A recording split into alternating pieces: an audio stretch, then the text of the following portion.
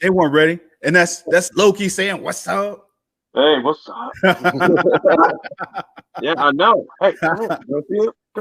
That's all I get a good view of you. Here, that's it. There he is. Playing the ever faithful guard dog. Right. What's happening, peeps? If y'all don't see Scoot, it's only because he's trying to make a grandiose entrance. Oh no, he didn't. No. There it is. Oh, there it is. He did the thing. Championship. You know what I'm saying? Championship. Why are you beating up old people for that belt, man? That's not cool. Hey, championship status, baby. That's how we do it. He said he wanted to smoke, and he's got the championship belt. So if y'all want to take it, I mean, hey. So I know y'all missed our opinions, but it's been a long week. Super Bowl was yesterday, and just for those of you who don't know, I'm a long history Patriots fan, and by proxy, I'm a Brady fan. So of course, the Bucs won. This fucking guy. The Bucs won. So after the halftime show, man. it became a massacre. But we're not here to talk about football. We're here to talk about professional wrestling and all the ins and outs that happened last week. And I hate the fact that we didn't get a chance to come in here at the precipice of everything that was going on. But I will say this: for those of you who listen to the actual podcast, not just this one, I was right. And I'm still being right because I said we were going to get into an old school territory-esque thing. And it seems as though AEW is opening the floodgates for it because Impact came in. And now we got just that hint, that small little kiss. New Japan rolling on in. So, of course, before we jump into what's going on in the world of that, Scoot has some mother effing news as always. Speaking of Impact, so I'm pretty sure that y'all see where Kiera Hogan is calling out the one Sasha Banks. Ooh. I heard somebody did, but I didn't know that it was her. Yeah, Kiera Hogan, she's basically saying Sasha stole her. To put it in the words of Big Soldier Boy, she's stealing her whole fucking flow. Oh shit. Huh. She say all that is her. Oh damn. Isn't that a little late in the game to be? Isn't that a little late in the game to be calling that out? I mean, it really is. But she, the saying was it often imitated, never duplicated. I think that was one of her hashtags and all of that. So yeah.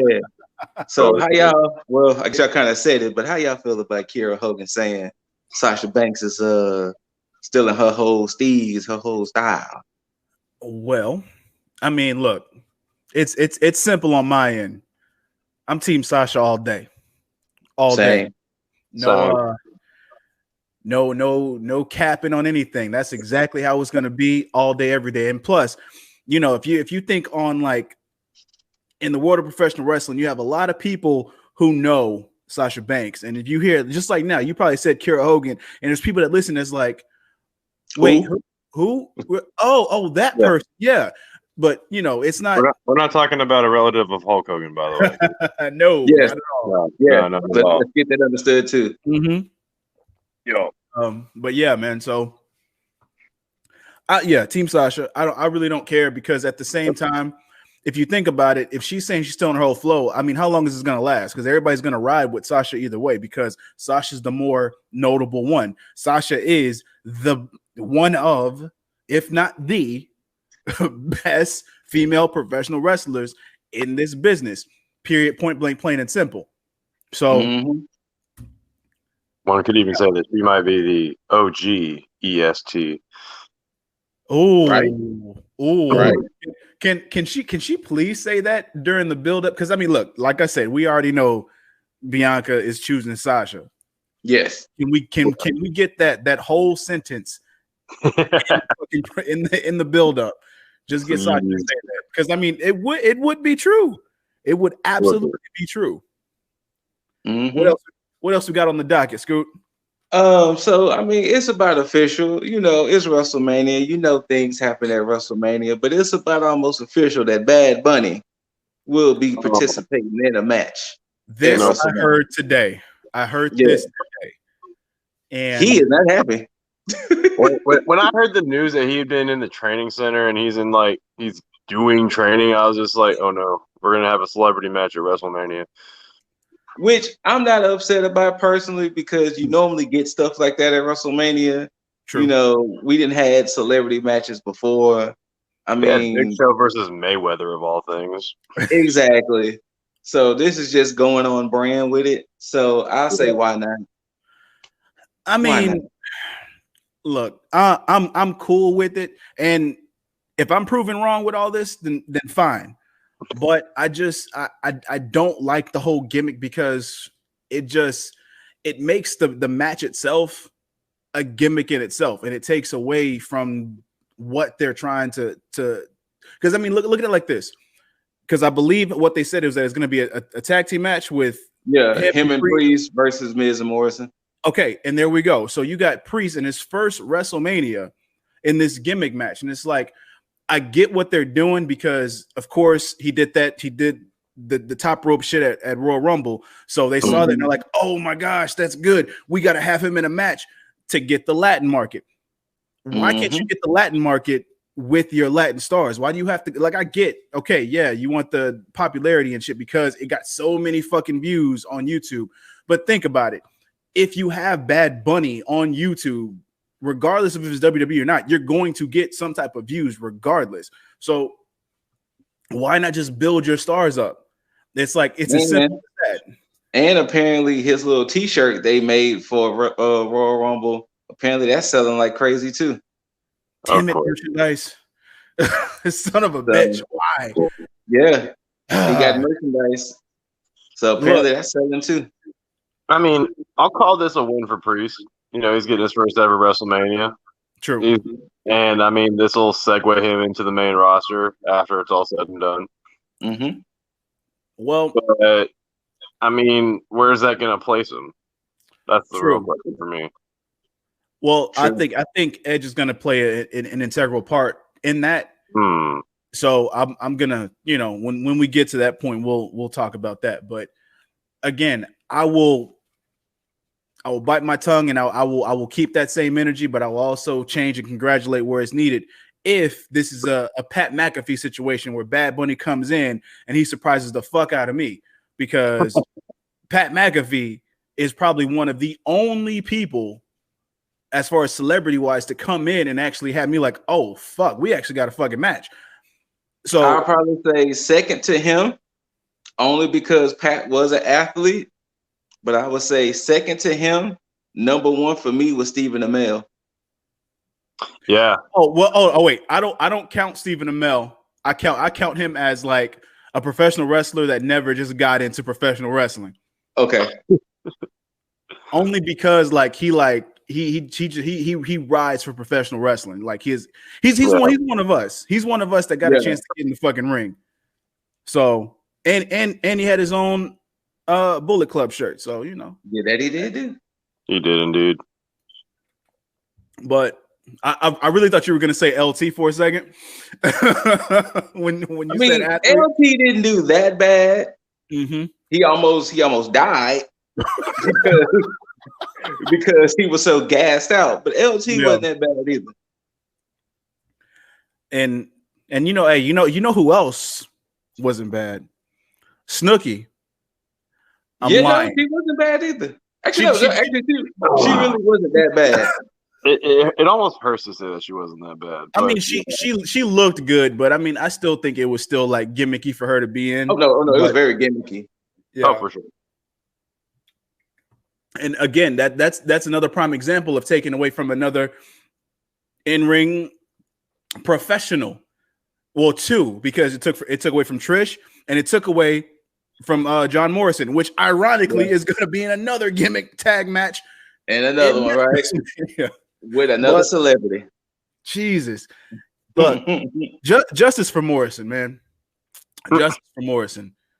And the Miz and the Money in the Bank contract. Well, like this. Also, too, I guess this is news since I know y'all not watching Raw. But Shane came back and he was in the ring with Adam Pearce. McMahon? And, yeah. And a week after TakeOver this Sunday is going to be Elimination Chamber. So they did announce that Drew will defend his title in Elimination Chamber. And he's going to defend it against former champions. And it's going to be Sheamus, Orton, Hardy, AJ, and Sheamus, Orton, Hardy, AJ, and who the hell did I just forget? I assume a big guy. I assume like a big guy. They were all former champions. Okay. Sheamus, Orton, AJ, Hardy, Kane, and oh god, the other person. I forgot who the other person was. Oh, damn. But yeah, he's going to be defending his belt in the Elimination Chamber Sunday. So that was announced at the start of the show.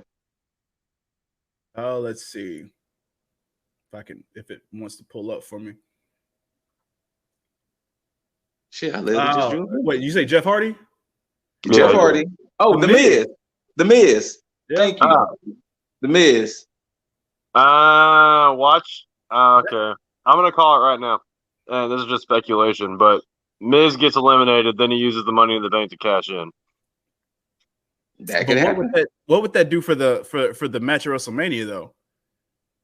I mean, if they're really behind this whole Bad Bunny thing, because I see Drew retaining on this. I can see it too. No, I'm saying Miz cashes in, but I didn't necessarily say that he wins. No, please don't. Let's not have that happen. Hey, no, stop with your predictions. Here we go. Another Yeager prediction. I'm already getting going, guys. Let's go. I'm just gonna predict WWE. Hopefully, not doing WWE things, but I mean, I see Drew retaining because I assume that this would have been a match where Drew would have won against Sheamus.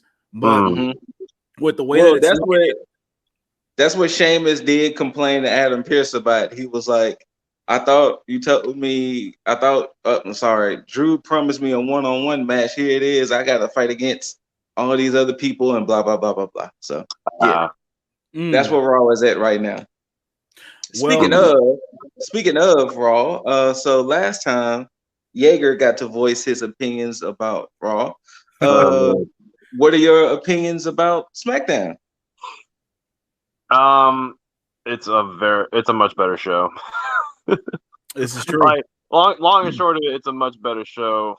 I think, and my harshest criticism that I have is just WWE. I've learned from, and Scoot can agree with me here, is that it's WWE doing WWE things. As a friend of mine pointed out, I'm now spoiled to the way AEW presents their card throughout the night. Because AEW top off the show saying, "Oh, we got this, and this going on." Yeah. And then only when it's the next match do they announce what match is coming up, you know?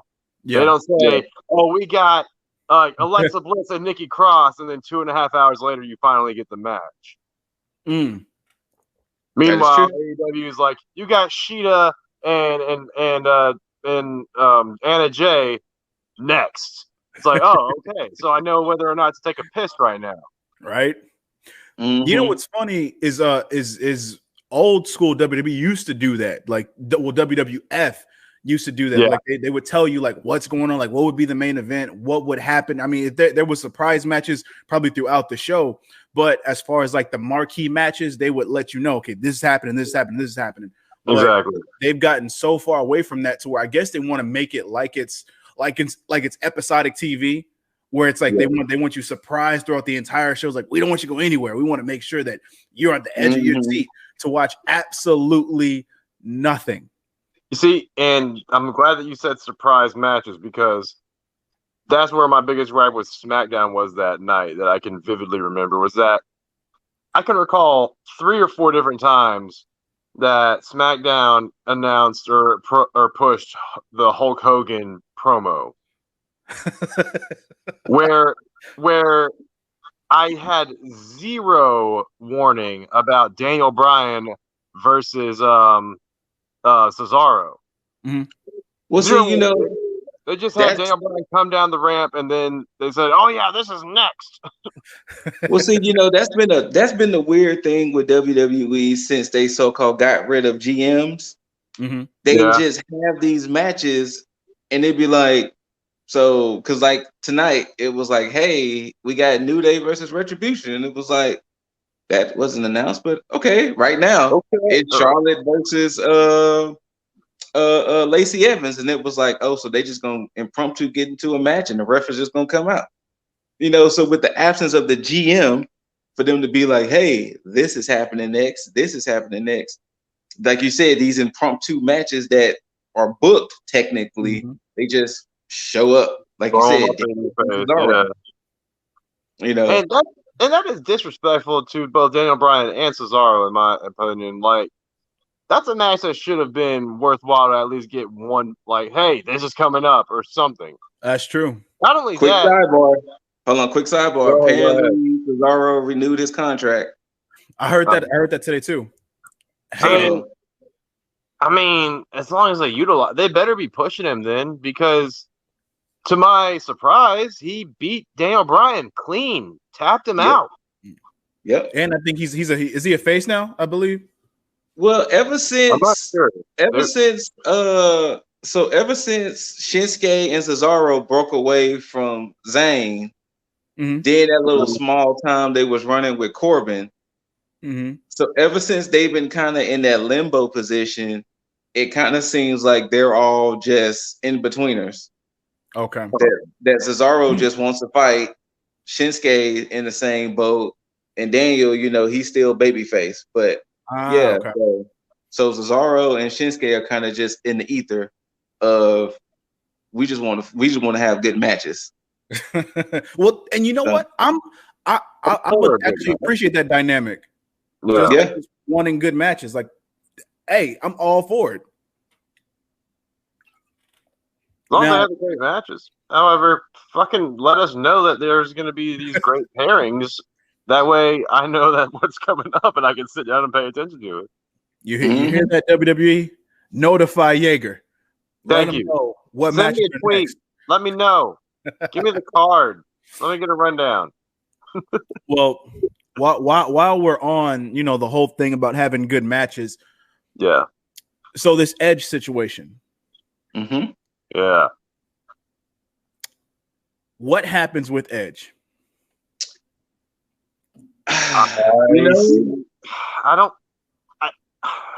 Obviously he's gonna. I mean, I shouldn't say obviously, but odds are he wins whatever title he's going for, right? But he's showing up tonight on Raw. Along with Bianca. Him and Bianca supposed to be on Raw tonight. I don't. I'm gonna set that up right now. I don't see him choosing Finn. True.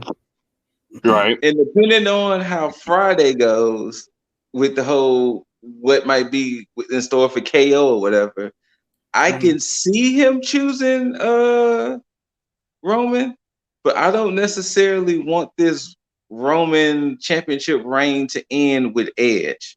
This is very true. So with that being said, I guess it's Drew. So I really don't know. No, that's my prediction as well. That makes the most sense as well.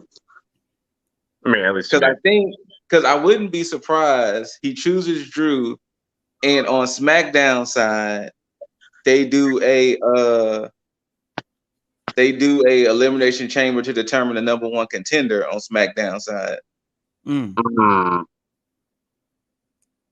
Yeah.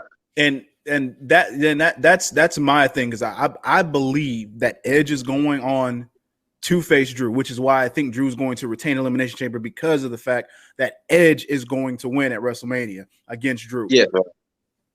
Because to me, it makes the most sense. Now, I don't know who's going to face Roman, but Roman has to win at WrestleMania. Like there's yeah. If they do an Elimination Chamber to determine his number one contender, Cesaro, Shinsuke, and DB are in it for sure. Okay. The other three, I don't know. Because I know even Shinsuke had cut a promo on his IG, and he was saying, though I didn't win the Rumble, that's not my only route to the championship. I will be the first Japanese-born world heavyweight champion. So, okay. So Shinsuke probably could get that belt sometime this year if all the stars align correctly. So, okay. Well, then let's no, go ahead. Let's ask this question then. Who makes the most sense story-wise, or even not story-wise, to face Roman at WrestleMania? To me, Shinsuke. Shinsuke did get screwed out of that title match when they added Adam Pearce to it. Okay. So Shin got screwed out of a title shot. Yeah.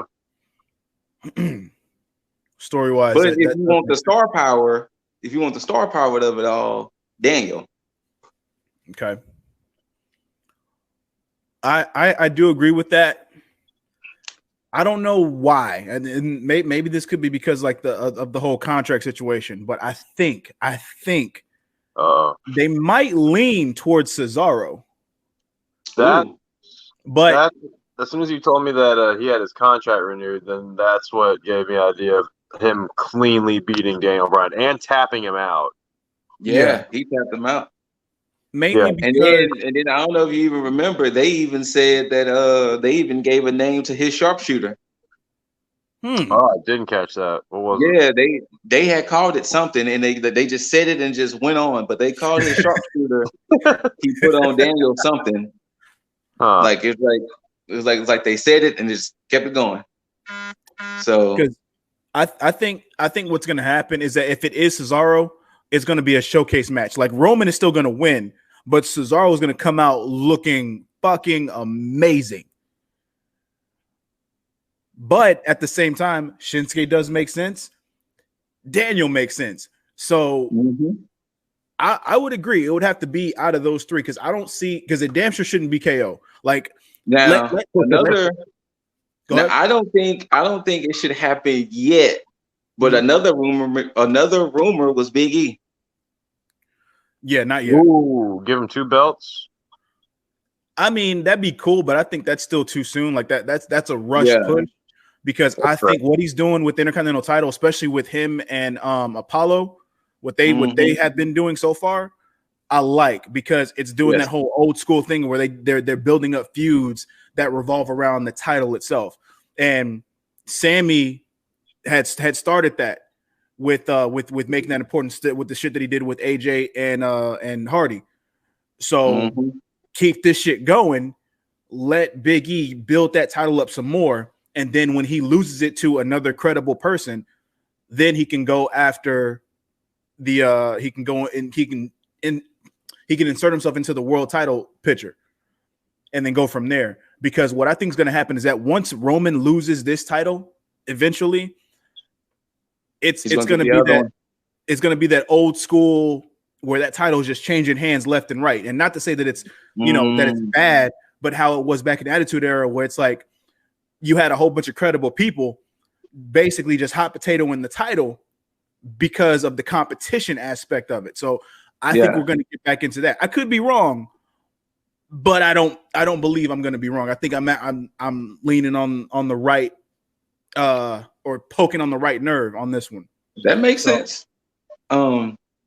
Another interesting interview or tidbit, because with Paul Heyman doing Talking Smack, and all the things, and he's been saying, Bianca Belair did an interview And she said that if it was offered to her, she would join Roman Reigns in his stable. Really? Yeah. This shouldn't happen. It should not happen. No. But I would sooner take Naomi because it would at least make sense. But Naomi's on Raw. Exactly. Exactly. Fuck. Yeah. I mean, are they really gonna? Would they really put her at odds with Street Profits though?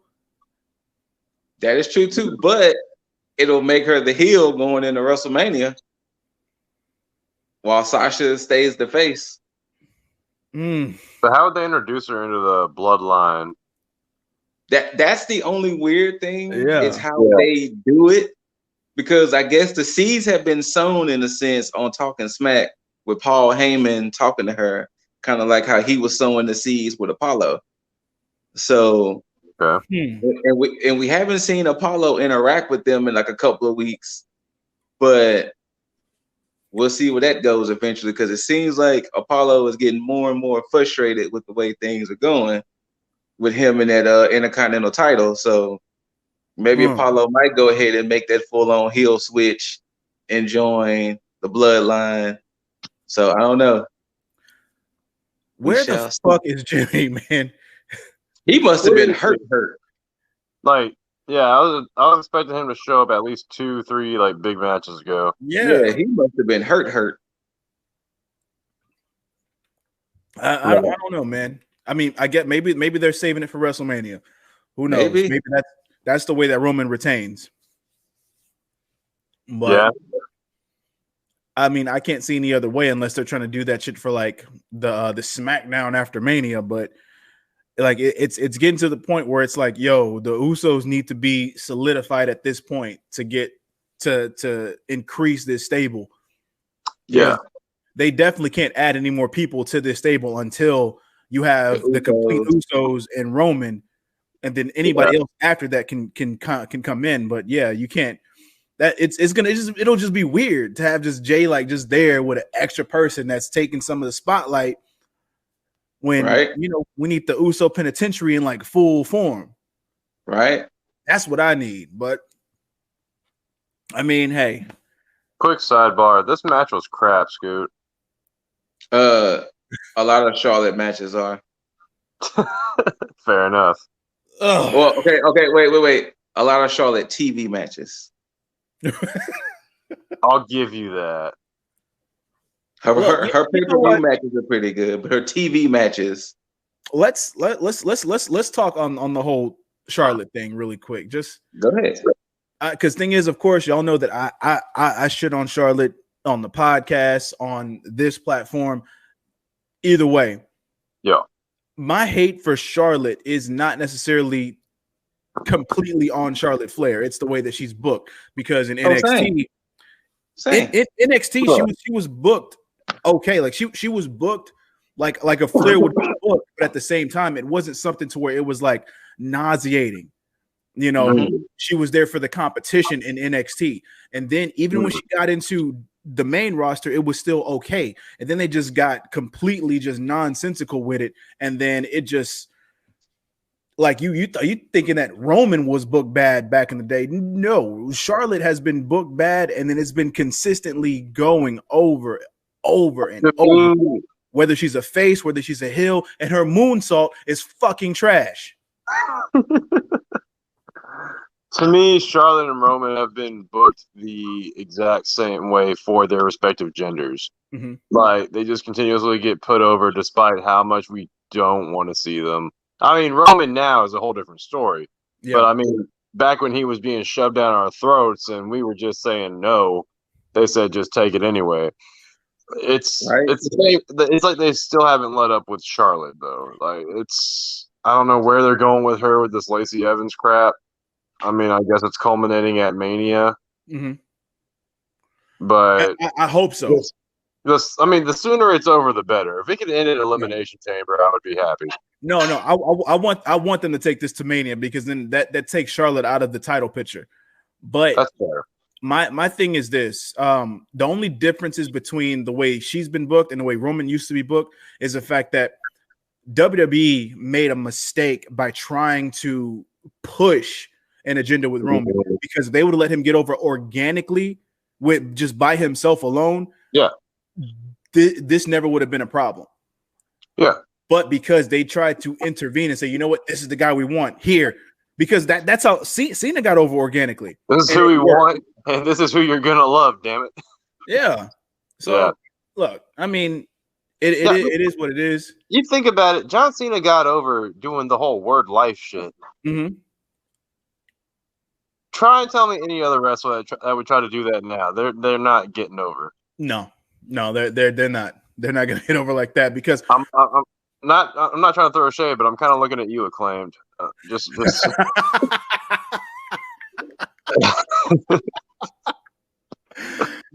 Again, I still think Acclaim is good without that gimmick. They need to just be who they. Well, I mean, maybe that's who they are, but I don't think that needs to be the highlight. I think maybe that could be like a peppered in deal, but I feel like it's just something that's being forced a little bit, and I don't want that. Like I want their in-ring shit to be like what they get cocky about. But yes, hey, everybody has to try something, so fuck it. That is what it is. With the Charlotte shit out the way, because I hate giving it time, but I think maybe every show I have to just shit on her moonsault. So, hey, it's a fucking terrible moonsault. But now NXT was a good show. Yeah, because just like I talked about last week, NXT. Just like I talked about last week, last weekend, before last weekend,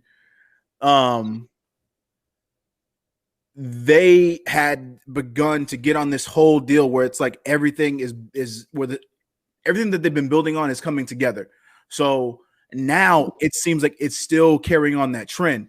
And with that, you have the Dusty Classic coming into play, and that's fucking phenomenal now on both the women's and the men's. Hey, Raquel. Hey, Shotzi. Shotzi right here. Anyway, but you have everything looking good. I mean, because after the Hey Raquel, especially with the women's Dusty Classic. You started off the show with the women, which is basically your selling point in all of NXT. And you had Raquel and Dakota Kai on point with the way that they've been building everything up, and they dominated Kacy Catanzaro and Kaden Carter. Yep. And then you have the same thing with with the buildup, because of course the way and both being Candice LeRae and indie wrestling, you have them going into their match with Ember Moon and Shotzi Blackheart, of course. So they were able to build that matchup now this week. They were able to build that matchup and still have hype for the match that started off the show. So first off, I want to get everybody's thoughts on just both the build for this week's match and then last week's match with Dakota Kai and Raquel Gonzalez.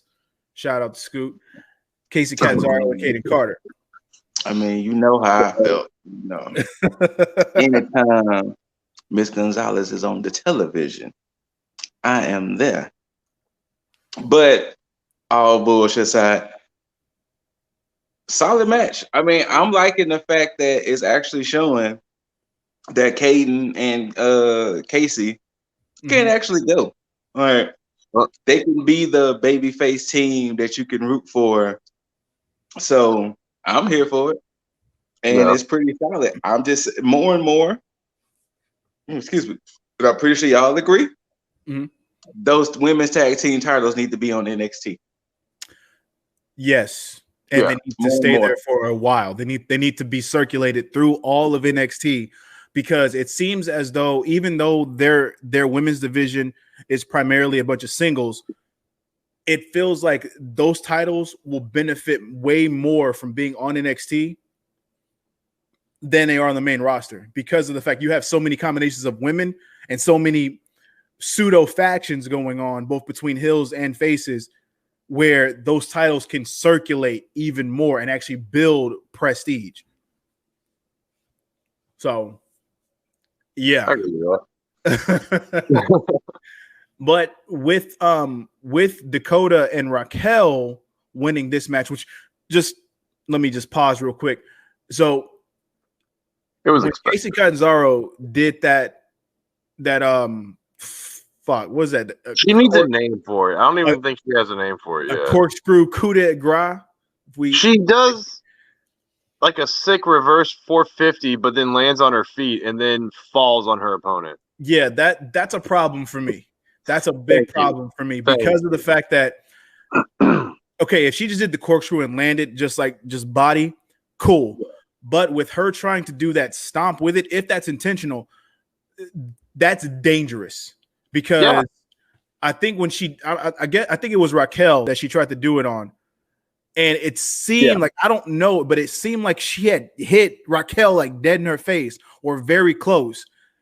And I'm like, yo, that's dangerous as fuck.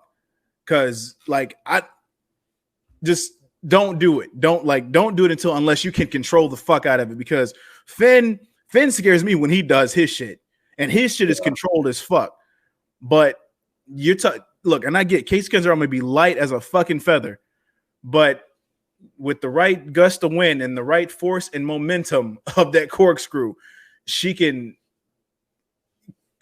completely catapult herself into somebody's face and break somebody's nose. Yeah. So, I mean, we don't need a Brett Baker situation here. Come on. This is right. This is very fucking true. But Casey, figured out what the hell you're doing with that move. Are you landing on your opponent or on your feet and then dropping? I don't know. Whatever. Yeah, I mean, we need more info. We need more intel on this finisher that you have. Get Ricochet to give you a few more tips on like how to torque just right. I don't know. And you know what? Justice for Ricochet. Justice for Ricochet. Fair. With Dakota and Raquel winning this match, I now have to change my prediction because I said that I believe that the way was going to go over. But and yes, everybody, Scoot was the one that tried to correct me and was like, nah.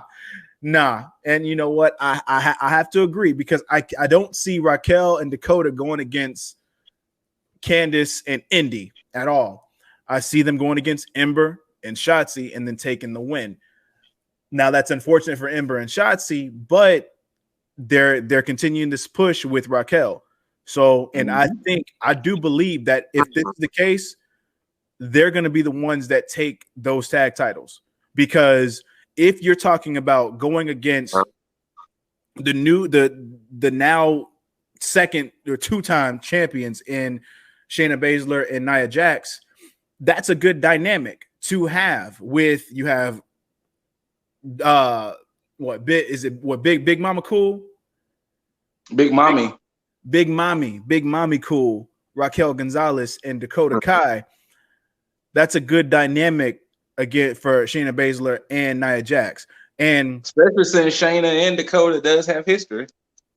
And there we go. Oh, there you go. Wait, aren't they like roommates too? In real life, yes. On Up, Down, Down. On Up, Down, Down, Dakota, Shayna, Mia, and Jessamine call themselves the best roommates ever, aka BRE. So there you go. Okay. Now, and think about that means if this is the case, means they've been working on this fucking match. Yep. And this is gonna be another thing that segues Nia Jax and Shayna Baszler to splitting off. And then Shayna can get her fucking singles run that she needs in the main roster. No, she's going to take another L to Charlotte. No, I'm kidding. No, God, please no. None of that. None of that bullshit, please. No, sorry. She's gonna just take another L to Becky, and then yeah. Justice for Shayna. Justice for Shayna. I got. Look, I got a list. I got a fucking list. You got a Justice for list. a Justice for list. I need to get one laminated and made the right way, so that way I can come on this show and just write everybody's name who needs some fucking justice. Ziggler's on that list too, but apparently he's getting some type of justice. He needs singles run justice though. So, yeah. But yeah, the show in itself, it just seemed like it built up everything and every look. God damn it, fucking Timothy Thatcher, and Ciampa is. I don't think I've ever just wanted an impromptu put together team so bad. Oh, I want them to win it all. I want them to win everything. Like I need to go from NXT to Raw to SmackDown and just win all those tag titles. Oh my god, Triple Crown winners. I know they're not gonna do it.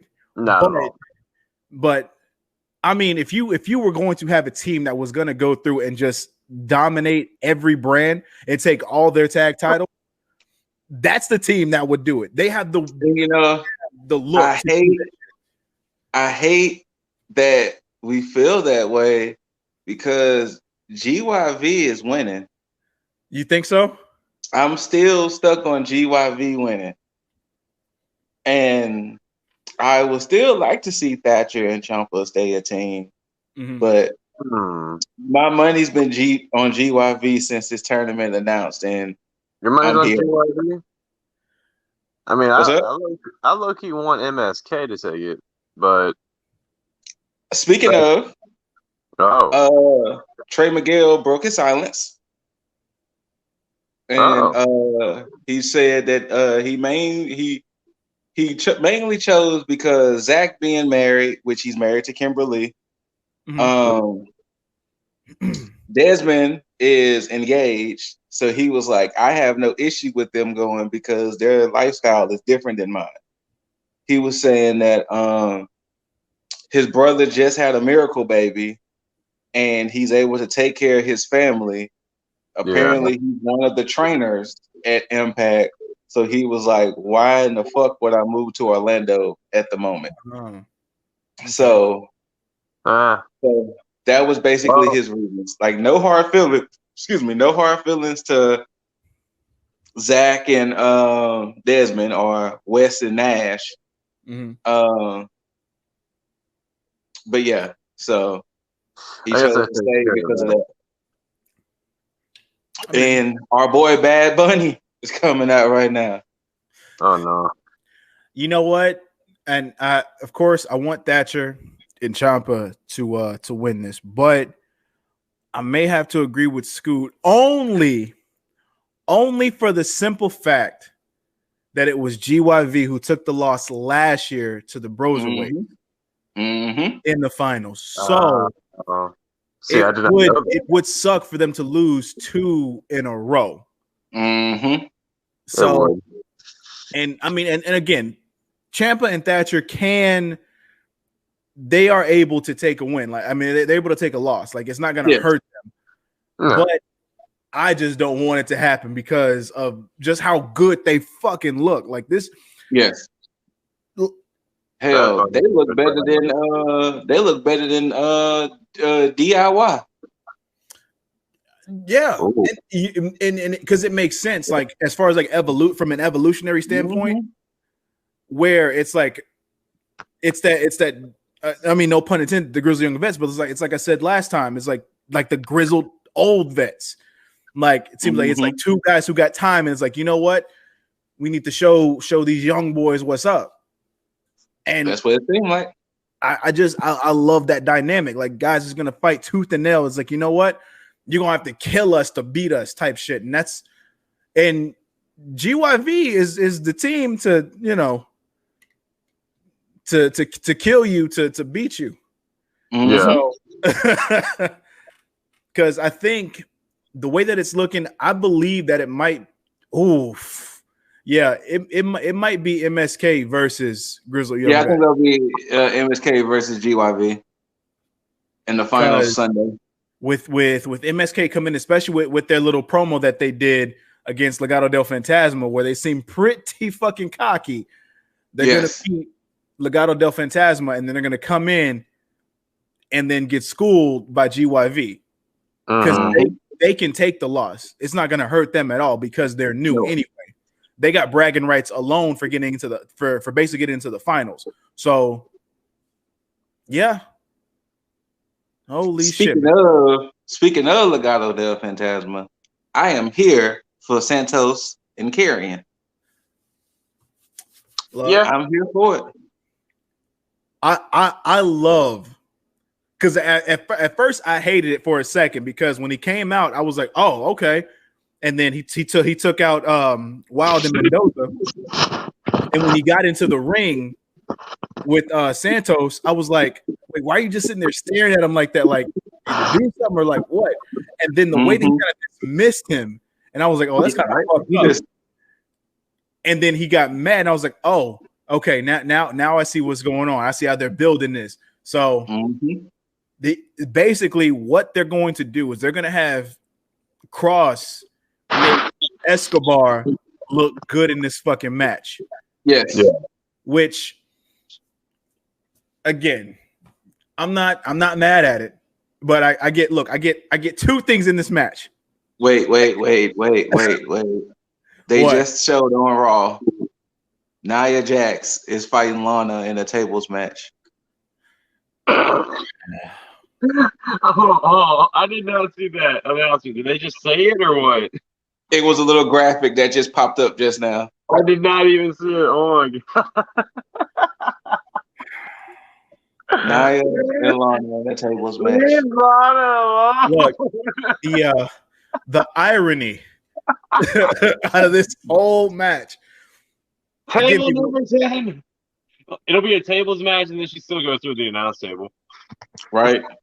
Ridiculous, man. My bad. I didn't mean to cut off your Oh, there's a man. I'm behind compared to you because I just now saw the little graphic they threw up there. Okay. Look, I get two things in this match with Santos and Cross. That's one. I get to see Santos get his fucking ass beat because look, again, I gave them props, but I still got hate for Legado del Fantasma. Period. So I still get that. And then two, on the other end of that is that because they're starting to come around. I get to see Santos actually prove me wrong even more so because he is good in the ring. I just don't give him the time of day because of the fact that I got hate for Legado del Fantasma. But as of late, they've been growing on me. So this is another reason how they can grow on me even more. So we'll see. We'll see what happens. And this is good for Cross too because of the fact that it's not just thrusting him back into the title picture. It's him letting know, yeah, I got my eye on that title. Eventually I'm going to get it. But I'm going to handle this little bullshit over here real quick, and then I'm going to get to that. And with that, which is a good segue, is the fact that him and Edge had a nice little interaction. Edge's whole thing, period. Yeah. Like Edge's whole segment, period. Yeah. Well, I mean, because I do want to get into the in-ring promo that him and Balor and Dunn had, but the fact that just something so small between him and Cross, that little, because Cross went and sought him out and let him know it's like it don't matter who is getting the title, they're just saving it for me. I'm getting my shit back. And and Edge's response to that was just like, nah, because I can't remember word for what it was, but to paraphrase, it was just basically like, I'm not the problem that you want either, you know. And it's like, don't you know who the fuck I am? It's like he basically said, "Yo, check the resume." One minute, quick sidebar. I'm already disappointed with this match, Scoot. Already, you should have been disappointed from jump. Fair. Which is Damian Priest versus Angel Garza. And Angel Garza has Miz and Morrison. And it's taking way too long. Like this match should have been done with. Priest should have already had the 1, 2, 3. Like, I don't even know why Angel Garza was with Miz and Morrison to begin with. So now they're scrubbing Angel Garza. I guess so. But for Angel Garza to Damian Priest. The list is getting longer. But, I mean, it wasn't even a proper squash. Like the list is already here. It is, man. Because look, you have way too many people. Because Angel Garza has charisma out the fucking ass. Like he should have been some type of champ, whether it have been a tag team champion or a singles champion in some capacity. You know, just because now, granted, it could be the fact that there aren't really fans in attendance that can actually feed him that energy because of the fact that they think about him in NXT. In NXT, he was over as fuck, whether it had been heel, face, whatever, he was over. So I'm going to chalk it up to it because there's no fans in attendance. I'm going to say that that's why. But justice for Angel, for real. Like there's the third no justice alert. Just to let y'all know. That's the third justice for. I'm saying the list is getting longer. Because man, they have way too much talent right now where they could be leading the charge in professional wrestling right now, but they are not allowing these guys to be who they are, period. And it sucks because you could have a bomb-ass mid-card, you could have a bomb-ass world title picture, you can have a bomb-ass tag division. Like the fuck, like stop, like just let your stars make themselves, like, because you keep what's happening right now. Riddle versus Keithley is about to happen. Okay. Why? Now it was announced early in the night, and that's the way it is. Riddle versus Keithley. Okay, there's a reason for it. That's what I'm saying. Like it kind of so due to their backstage interaction, it kind of sounds like whoever wins this match might go after Bobby Lashley. So either Riddle's going to go after Bobby Lashley again, or Lee is going to go after Bobby Lashley to get the U.S. title. That's what it seemed like. It's between the interaction between Riddle and Lee. That's what it seemed like it's heading towards. This is the problem. Winner gets maybe a U.S. title shot. This is the problem. Because what they should have done while Bobby was holding this title and actually dominating, no pun intended, they should have they should have built up a tournament, a singles tournament, and had Riddle and Keithley on opposite sides of this tournament and have them meet in the finals to build that up because they're both faces and they're both friends. And I thought about this in NXT when it was the same thing for I think it was for the North American Championship. And I think it would have been dope for them to have a tournament in that capacity because they were both undefeated at that point and they were both cool with each other.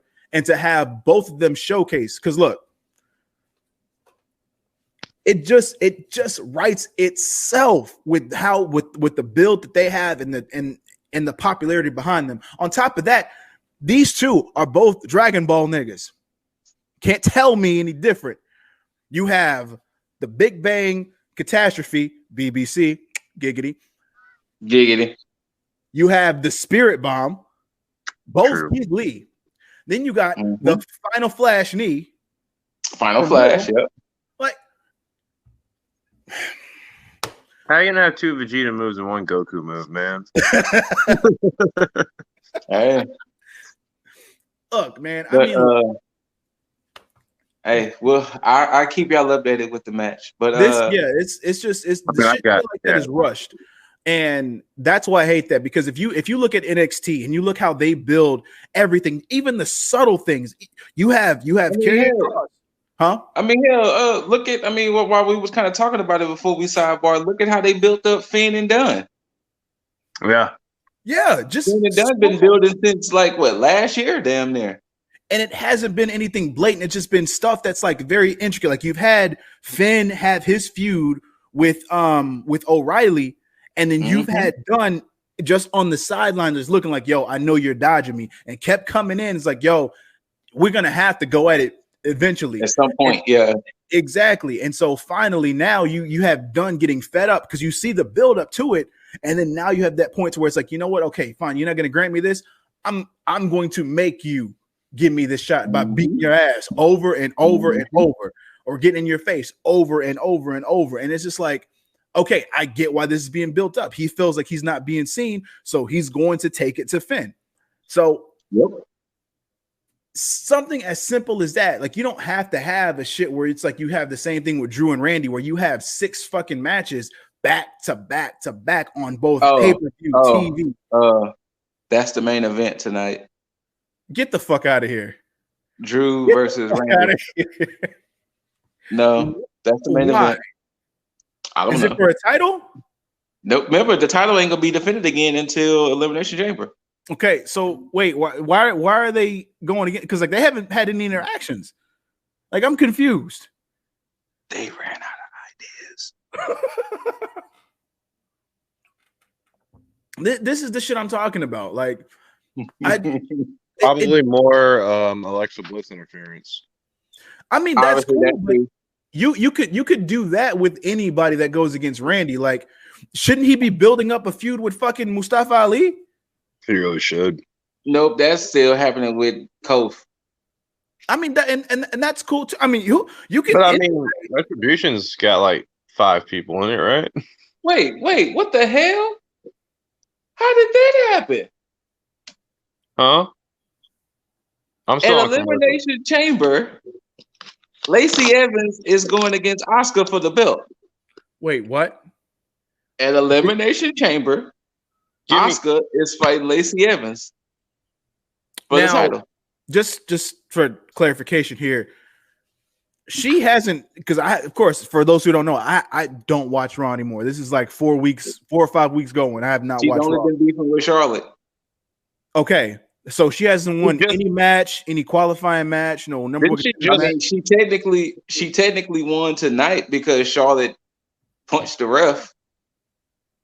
So I guess with her punching the ref, I guess that puts her a title shot championship bracket. Yeah, right. So, but what has Charlotte done to even be considered contender outside of being like, nothing? Guys, I just had another bad Yeager idea. No. Nope, too late. What we got? Lacey Evans beats Asuka, and then it's Lacey Evans versus Charlotte at Mania. Oh, fuck no. Book it, because I think that's what's going to happen.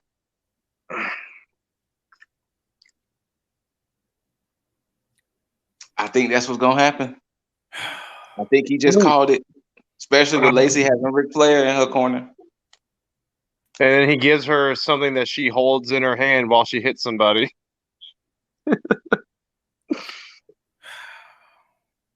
Wow. And they're going to try to build this shit up where Charlotte goes to Asuka because they're such good friends. And she's like, I'm going to win that title back, and it's going to be for you.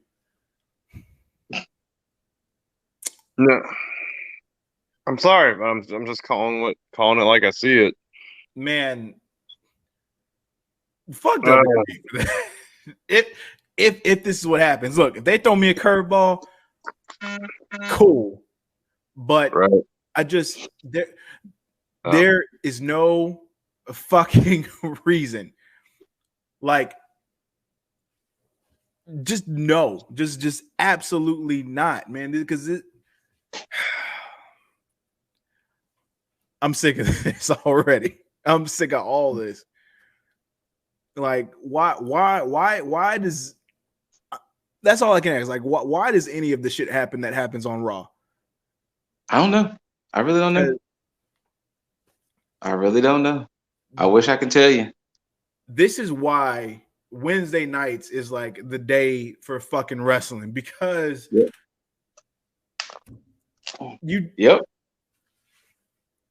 it's because they actually fucking care. And I appreciate that. Like, not saying SmackDown doesn't care, but SmackDown is pretty much a product of the main roster. So they do a lot of good, but it's almost like I'm waiting for the other shoe to drop, even when I see a whole bunch of good. But with Damn, that left a bad taste in my mouth because now I'm really just thinking about it. Like I don't know if Yeager can still hear me, but some other interesting news, I guess, that happened out of NXT that could potentially happen. Kaylee Ray, I guess, with her recent title defense, she's now the longest reigning women's champion or something like that. And for a while, like a long and time. Yeah, I think she's had the belt over like 500 something days. Well, she made the announcement and somebody answered her.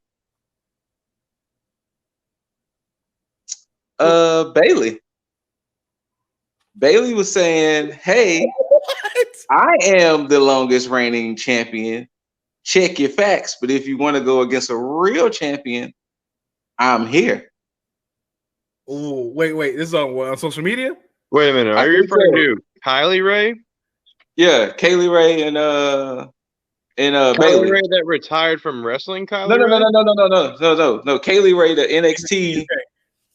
NXT UK Women's Champion. Oh, yeah. Bailey responded to her tweet saying, you need to check your facts. Mm-hmm. You want to go against a real champion? I'm here. Do you see? So that's fine. I'm okay with that. But please bring it. Let me see that. That'd be fun. Yeah. Look. Now, sorry, quick sidebar, but here's how forgettable last Monday was. I completely forgot that Lashley beat the Shadow Riddle. Nelson Riddle to death or something. I don't know. Mm-hmm. But yeah, so yeah, you were talking about Lashley earlier, just making that connection. Yeah. Guys, we're coming up on like a live reaction to Raw right now. We need to jump in on this AE Yes. Oh, the last thing I want to say about NXT before we get away, that T.A.G. Shaw. Yeah. I am 1000% here for everything they got right now. And hey, Raquel. Shotzi, all I can say is kick some ass on Wednesday. Tony, I see you too. Be there to watch it. Tony Storm, though. Tony Storm, though. Once again, whoever approved that outfit, thank you. Just like whoever approved Thunder Rosa's outfit. Thank you. Now that's the segue. That is the segue. Well, Thunder Rosa, though. Thunder Rosa. So, jumping into the middle of the fucking show, Thunder Rosa and Britt Baker finally had their match.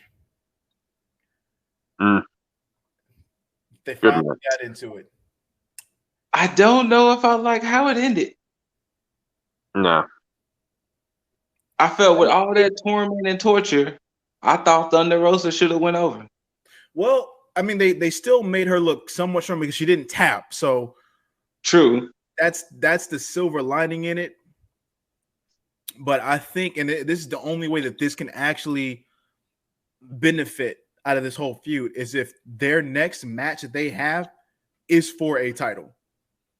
Like they should not cross paths at any point in time unless it's for a title. So yeah, it's hoping. And damn. Again, another fucking show without the AEW Women's Champion, which I found out that she's in Japan. She's in Japan. Yeah, she flew back to Japan. But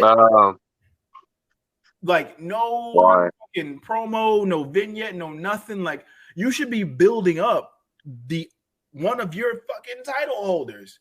Like every title holder that you have on the show is in some type of feud or in some type of prominent like position within the show. she has no feud, no nothing, no anything. Like they don't even have anybody that's even raising a fuss about the champion not being on the show. Where's Big Swole? Big Swole should be the number one contender at this point. She's not raising a fuss about the champion not being on the show or her not even having a match. I could get behind the fact that, okay, she's not there. Cool. Let Big Swole pull a John Cena when John Cena doesn't have The Undertaker and just build up the fucking feud until then. But now they got this fucking number one contenders women's championship. So it's like, okay, so wait, who's the number one contender then? Now I'm going to be honest. I legit think this tournament is fucking stupid. What, this American versus Japanese side tournament thing? Yeah, I think this tournament is fucking stupid. That's all for number one contendership, right? Yeah. Yeah, so somebody in Japan is going to fight the American side, and that's going to determine the number one contender. Yeah. But it's weird because they put Rio on the American side. And Sheeta, didn't they? Well, Sheeta's not in the tournament. Sheeta's yeah. Fuck, you're right. Yeah, no, that does not make sense. Why is Rio on the American? I mean,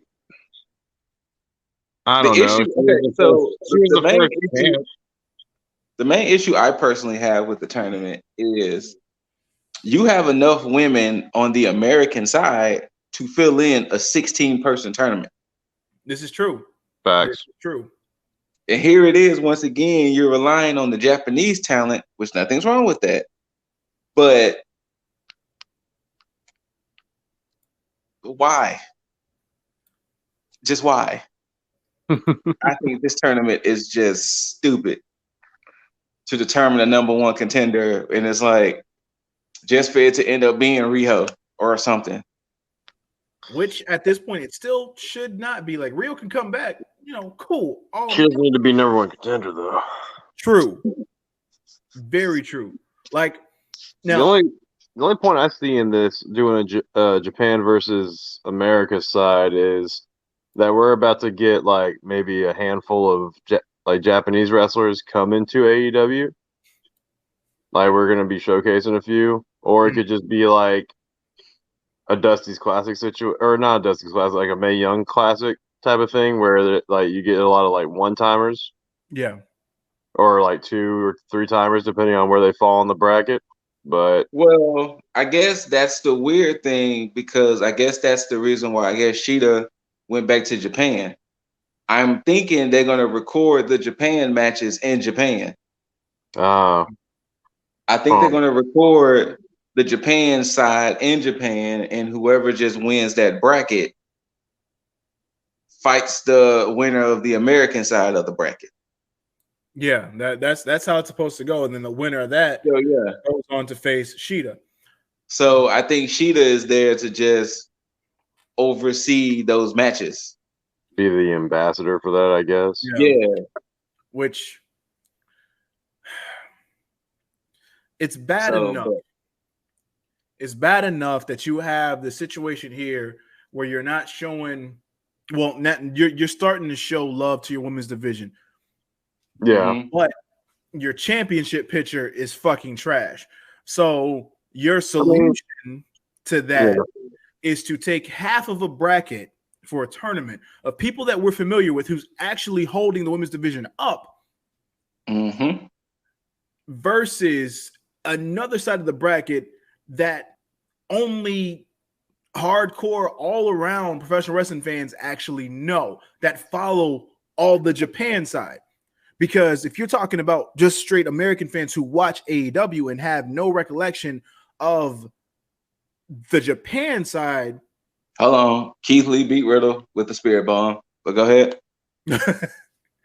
Like, and then let's just say that someone from the Japanese side actually wins that whole tournament. How does the build go from that then? Because it's like you're gonna have your primary audience from AEW basically continue to not care about what's going on in the women's championship match. Yeah. No, we're not. The problem is because there's still already that language barrier as it is. So how are you going to convince people that this is a match to watch when you can't even promote the fucking match in every facet of your audience? Like, it just makes no fucking sense, especially if it's to promote it on your primary audience. Bobby Lashley is now beating up Keithley. Yeah, Keith Lee's gonna win the U.S. Championship. Yeah. And he's beating up Riddle too. And it's gonna be because of Riddle. No, it's not gonna be good. Unless, you know what? If they do a triple threat, I'm down for that. They did keep on throwing out how Riddle and Keithley are friends, though. So he could show up in his corner. Yeah, if they do a triple threat, I'm down for that. But yeah, so I mean, I just think this title tournament was a dumb idea. And to even segue more, you know what else was a dumb idea to me? That tag team battle royal. Well, yeah. They did it last year, so I think they're just trying to keep with tradition now. Well, no, it's fine. Why was all of Inner Circle in there? Didn't they establish that Jericho and MJF was a tag team? Exactly what I said. No, I mean, so why was Pride and Powerful and Sammy Hagar in there? To get the singer Sammy Hagar or the musician Sammy Hagar more attention. I don't know. Look. Yeah, no, especially because the week before they did just establish MJF and Jericho as the tag team to go after the championship. Mm-hmm. The fuck. Now, I think what they did, I think they're doing it for storyline purposes because, of course, with all the shit that happened with Sammy and Jericho with the elimination, it caused that discord between everybody in the locker room, which, by the way, has led me more so to believe that Sammy and MJF might be in cahoots a little bit.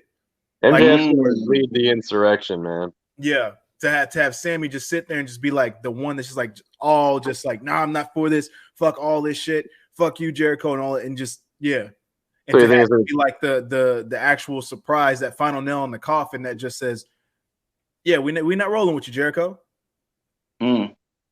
So and of course that solidified even more once Jericho went after Sammy, and then you had MJF like, hey, I think it's time we had a conversation. It's like, okay, it's exactly what's gonna happen. There, I still think my prediction is going to come into fruition, which means that Jericho and MJF are going to win the tag titles. They're going to set up something with Proud and Powerful. Going to screw Jericho. They're going to pin Jericho, and they're going to be the tag team in the new Inner Circle that MJF has built and established, and that's going to be the standard as far as moving forward. Like, yo, we're stronger with my Inner Circle because look, you already have titles. Now it's just to keep that dominance going, and then he's going to become the AEW champion at some point. I see it. Now, if I'm wrong, hey, I'll acknowledge it. But if I'm right, I'm gonna gloat to the fucking moon. Shout out. Shout out to Cameron Grimes. But yeah, I didn't know where this shit was gonna go when we first started talking about it, because it was like the whole, I don't know if MJF needs a stable, and then to damn, they actually look good all together, to now this shit can actually work for him, and I'm ready to see where the fuck this goes. So when they pull the trigger on this shit, I don't know, or how they pull the trigger on this shit. As far as like a whole, who knows? But I'm ready for it. I'm ready for it. But thoughts overall with the Battle Royal? The only thing that I do like about it is that their actual rules with the Battle Royal, especially for a tag team, is that if you eliminate one member, they're not both eliminated. It gives you a chance to the remaining member to actually fight for the team. So I like that. because WWE doesn't do that. Yeah, if you eliminate one person to get then the the fuck whole out, team. Yeah. Mhm. So shout out to that. But other than that, I mean, it seemed like it just served the purpose for story. That's it. Yeah. But it did put Jericho and MJF in a number one contendership. So that's my thoughts on it. Like it served its purpose. So Okay. Yeah. It did the job. I don't know if y'all want to talk about it more, but I didn't care about that Matt Hardy and Hangman versus Chaos Project. I did not care about Chaos Project. I did not care about that at all.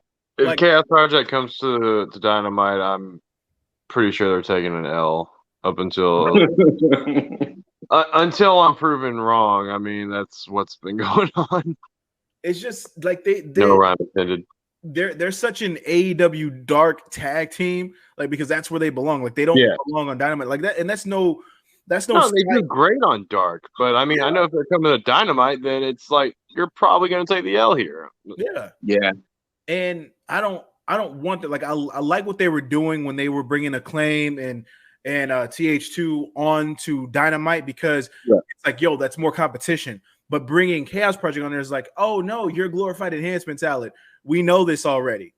Mm-hmm. Because Luther is way past his prime in professional wrestling. Like he's. I mean, not only that, but who's gonna take Serpentico serious?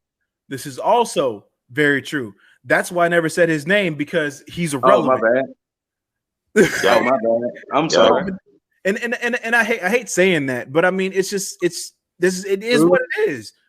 Who's more relevant, him or Fuego del Sol? As far as the luchador wrestler on Dark, it would have to be him because has Fuego del Sol been on Dynamite? He's been on Dark a few times. But I mean, hell, Serpentico has actually been on Dynamite, so I guess Serpentico. I guess so, huh? This is so sad. Man, at this point, Fuego del Sol is more on a BTE credit than he is on Dark credit. There you go. Damn shame. I mean, it really only served the purpose to solidify Matt Hardy's like just heel and like, hey, I'm gonna get my tag in to be, get the win, like he did with Private Party before. It's really just, and he's just serving as another piece to the overall story of Hangman. That's it. Like, oh, I'm gonna get closer for the people that didn't see it.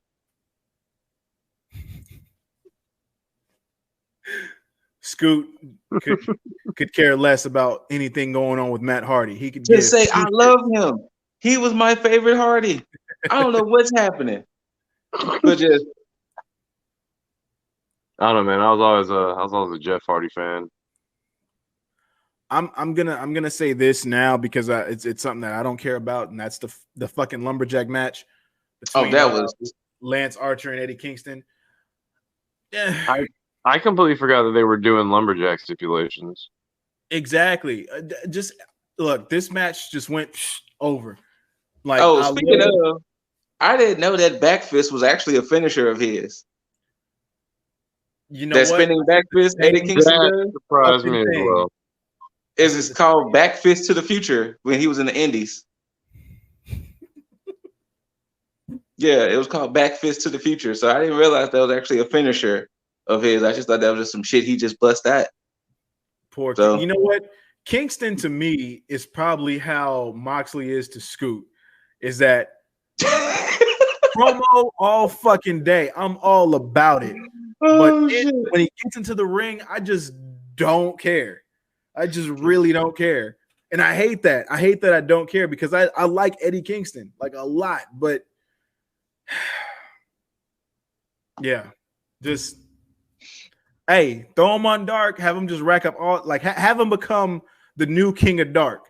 Shout out to Scorpio Sky because Scorpio Sky was the proclaimed King of Dark. So, facts.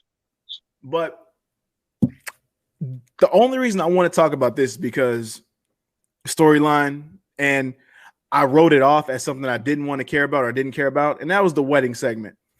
And the only reason why I care about this segment is because of Miro. Scoot. Scoot, you hated it? Nah, man, he clearly loved it. Look at him.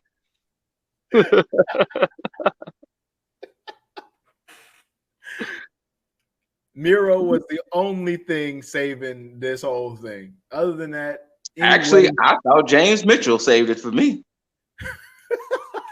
Cool. If they don't split Miro from Kip Sabian and let them just do their own things and call it a day, you can see that Miro's kind of taking the reins on it all, though. Like, yes. Like it eventually, I feel like throughout that thing, his little speech, he called it his wedding too, especially while the fans were calling it that. So you can see that eventually, like I feel like they're gonna come to terms, like him and Kip, and all I can eventually see is a match where Miro destroys Kip Sabian and starts dominating on his own. I mean, Penelope didn't even get the cake dumped on her correctly. True. Orange Cassidy popping up out the cake, Chuck Taylor's weak ass betrayal, like all of that was just. That's where they dropped the ball with Chuck, though, is that they didn't do enough. Like they didn't do enough. What's the word I'm looking for here? Degrading shit. Yeah. No, that's why it should have been a longer build for this whole thing. Like this should have culminated at Revolution, in my opinion. Yeah. Yep. Absolutely. You could have spared like 5 or 10 minutes for a wedding at Revolution. I mean, what they could have done, they still could have had the wedding at this point, and they could have had Orange Cassidy come out. And I think what they should have done is because Orange Cassidy messed up the wedding, they should have forced Chuck to go against Orange Cassidy, and then continue that to build up until Resolution. I mean, it's Resolution to Revolution or a Resolution. Yeah. But yeah, man, it's just that I think they dropped the ball with this build because it's unless they come in. Oh boy, we're about to get this table match. Fuck that table match. Yeah. I'll say Naya wins it within like 5 minutes. All right, we'll see. It might be some retribution for Lana. She does have Naomi on her side now. To go ahead and through a table for a change. Oh, and is Lana out there single or is she out there with Naomi? Naya came out first. Oh, okay. And Naya came out with Shayna, and most likely Lana's gonna come out with Naomi. So they got the next tag title shot. Yeah. Damn shame. Which, in retrospect, that's who Dakota and Raquel might take the titles from. Lana and Naomi. Could work. I mean, if they're doing a heel face dynamic, I mean, cool. But I think the better match is in Shayna and Naya against Dakota and Raquel. Oh, I agree. Because it's just like, I mean, unless you want to watch Raquel just dominate Naomi and Lana, then I mean, hey, by all means. But I really think like I'm down for the better matchup. Like, let me see Raquel and Naya go at it, and Raquel just beat the shit out of Naya Botch. Cause Naya ain't finna hurt Raquel like she been hurting everybody else. Nah. I'll be damned. Nah. Raquel, like my money's on Raquel. She'll give her that work real quick. Yes. But what else happened on? Oh, speaking of, did y'all see that the Young Bucks had said that 8-man tag was the most edited match in AEW history? Which one? The one with the Young Bucks and the Good Brothers versus Dark Order. I definitely caught that. That was a BTE exclusive. Oh, it was a BTE exclusive? Yeah, they was talking about how that was the most edited match because Gallows and Anderson kept making obscene gestures and doing things that they kept having to edit. So they was like, that's going to be the most edited match in AEW history. One key thing that they had to edit the hell out of was how they had Silver, Uno, and Stu set up to do like a power bomb on the side of the ring.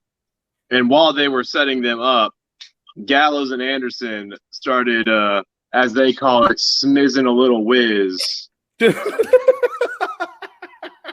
This is why I need to watch BT. This shit is hilarious. Since Gallows and Anderson got on BT, like that's why I said watch that opening bit too. Oh, okay. They were telling them, "Hey, this is the most edited match we've ever had to do. Like y'all are over here trying to smiz some whiz on camera. Like we couldn't show that. Like we're on a network." Apparently, they kept jacking off the ring post. Yeah. Yeah. So yeah. And on last week's BTE, they're having fun with a green screen. They put up a young deer, aka a young buck, and they talked about how they like to do some things with said young buck. Oh no! And they're like, "Hey man, we're trying to run a show here, and you're talking about some things that are like illegal in most states. Like we can't." We're getting some hate mail about this shit. Well then, yeah. I mean, it's funny that you bring up the Good Brothers because that's so nice. I froze. Uh-oh. No, you're good. You're fine.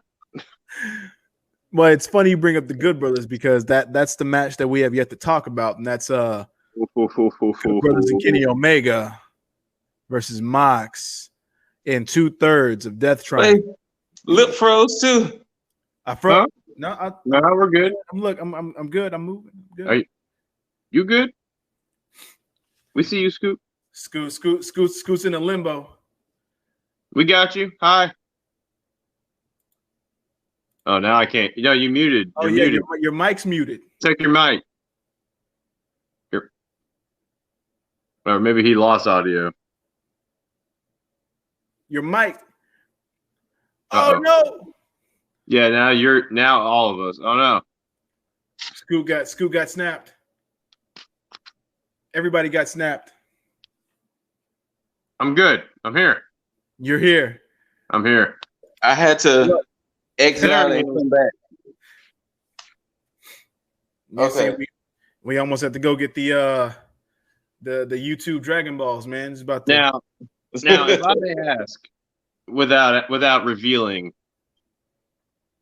who else popped as loud as I did at the reveal? No. I was gonna let you have this full segment, so go ahead and tell the people what happened. Me? Go ahead. Let them know. Hold on, wait. Hold on. So Kenny, Good Brothers, Mox, and 2/3 Death Triangle had a wonderful match.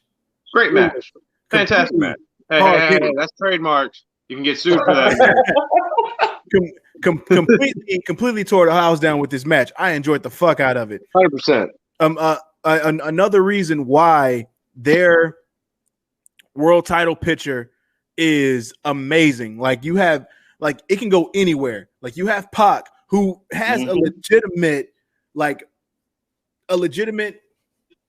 chance at the title. Like he should have an opportunity for the title because of the fact that he's beat Kenny Omega. Exactly. And then Mox, of course, still in the picture, he got screwed. But either way, you still have like this whole I fucking love it. It can go either way. Now, when it was all said and done, hell kind of broke loose. Everybody's fighting everybody. And alone stood Mox in the ring. Dude, wasn't he standing over Kenny? Say that? He was standing over Kenny, wasn't he? Yes. Oh, yeah. Kenny rolled out when, certain situations happen. Yeah. But I'm gonna let Yeager take this because this is Yeager's field of study. Oh. Yep. So we're thinking this thing's about to end, but I mean, I noticed the clock, and the clock maybe had another 4 or 5 minutes left. Mm-hmm. And I'm like, there's got to be something left. And right when I thought there's got to be something left, our beloved John Moxley gets jumped by a hooded man. And amidst the confusion, my eyes just opened up. And I was just like, no way. Why don't you give us an example of how your eyes opened up? If you could reenact it. Oh, okay, here. So Moxley's standing over him, and then all of a sudden a hooded figure goes up, and I'm just like, oh no, no way. And then I'm watching, I'm just like, yeah. and then he takes the hood off, and then he pulls down the mask. And it is none other than the man who has been seeking out John Moxley for the past few months.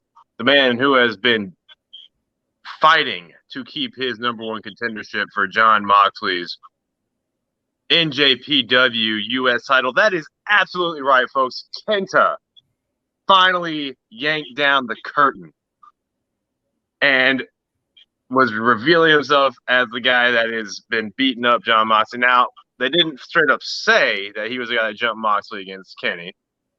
However, I feel like that'll be like the thing they jump on next. But I don't know about the two of you, but I screamed. Like I popped like I was in a stadium pop. Unfortunately, I saw who it was before I could watch it. Oh, so I didn't get a chance to see it as it happened. Yeah, but I will say, damn, it was a good moment.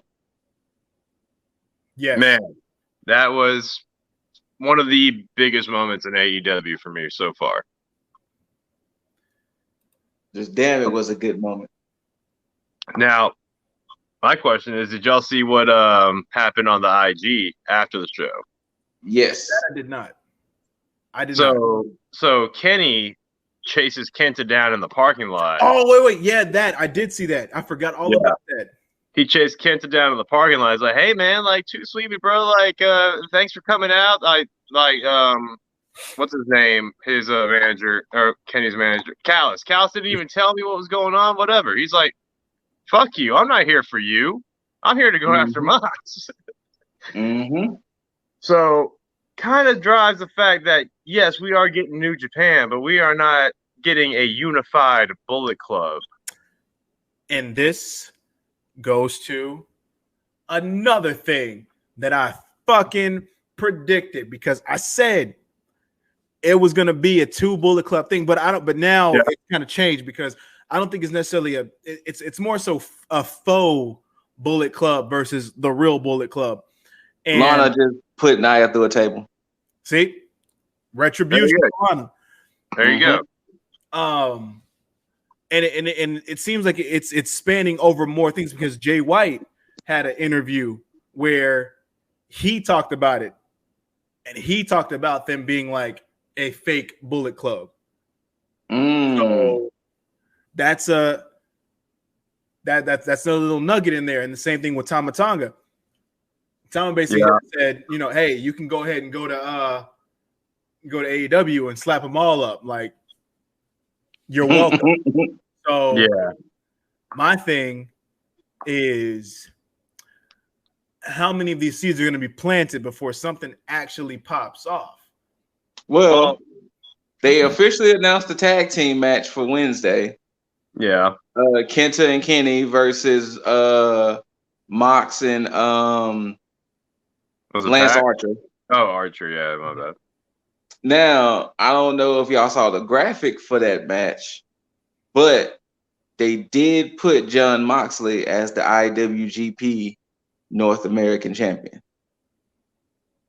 So it was in the graphic that they acknowledging he is the US champion. So they are completely allowing New Japan into their program now. Yes, that's maybe what it sounds like. Now, as far as I know, Kenta is the only one in the US right now. But I think I think, and my prediction is that Chase Owens is going to show up next. Really? He's a San Antonio native, or at least now he's a San Antonio native. I think he moved from Georgia.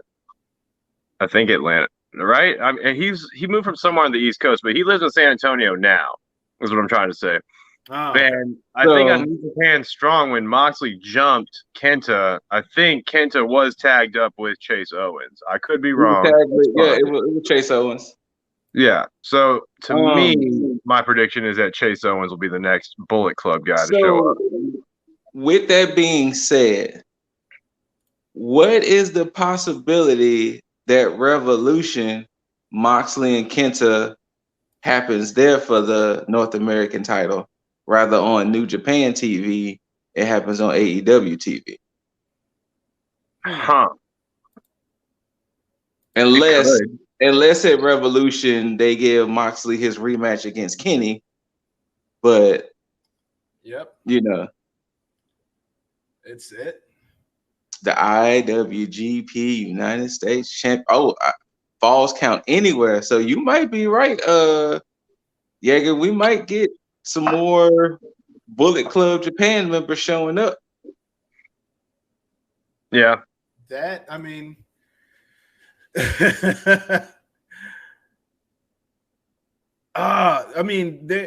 think that this may also, there's so many layers to this, which is what I like, because I think this is also going to start that whole discourse where it's actually showing everybody, yo, Bullet Club ain't all Bullet Club. So, yeah.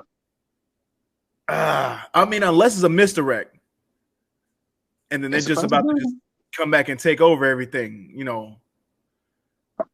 Which, I mean, hey, it may be time to get out all the Bullet Club gear and just say, fuck it, Bullet Club taking over the world.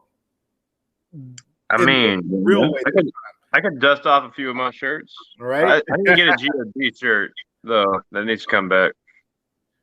So, I mean, we'll see, man, on that end. But this is what I love about this is the aspect of pressure wrestling that I love.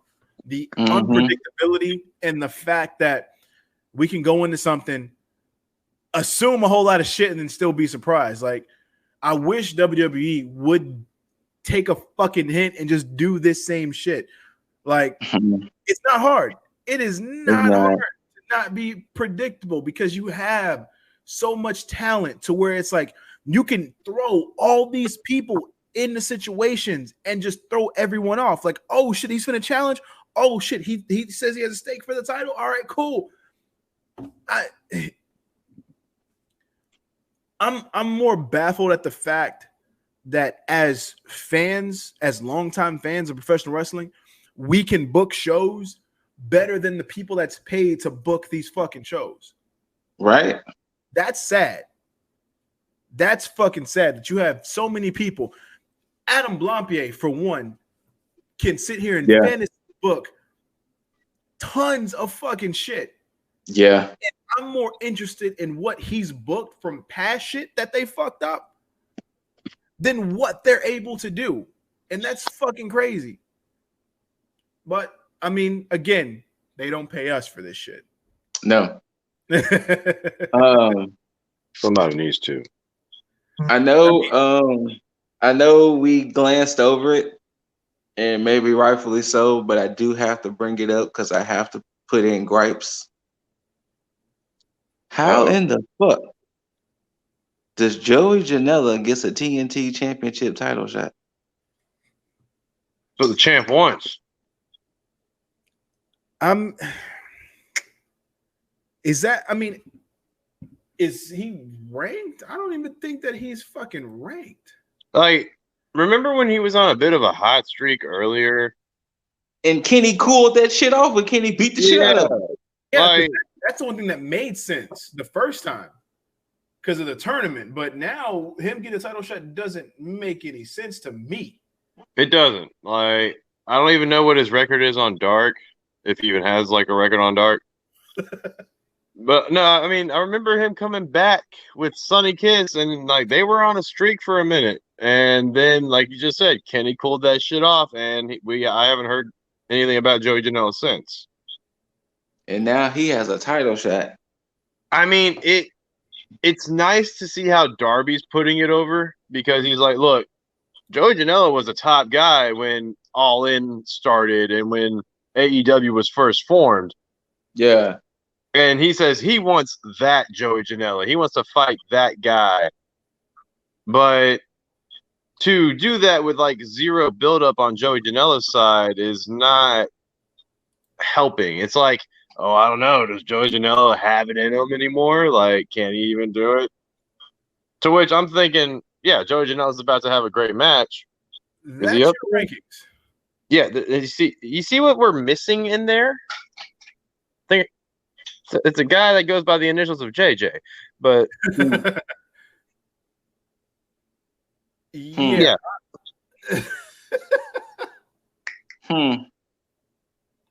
Yeah. No, nowhere to be found. Nowhere to be found. I wonder if he's even in the top 10. Probably not.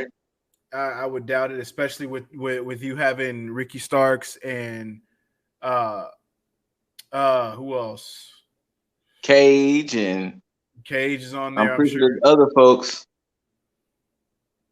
But yeah, I was like, how does Ricky Starks? I mean, that's Ricky Starks. It's like, how the hell does Joey Janela get a title shot?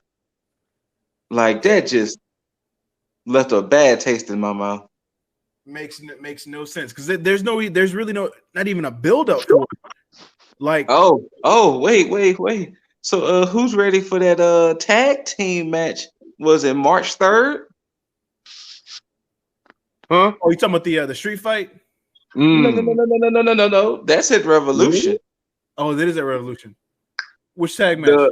The Wednesday before Revolution officially is going to be Cody Rhodes, Red Velvet versus Shaq and Jade. Wait.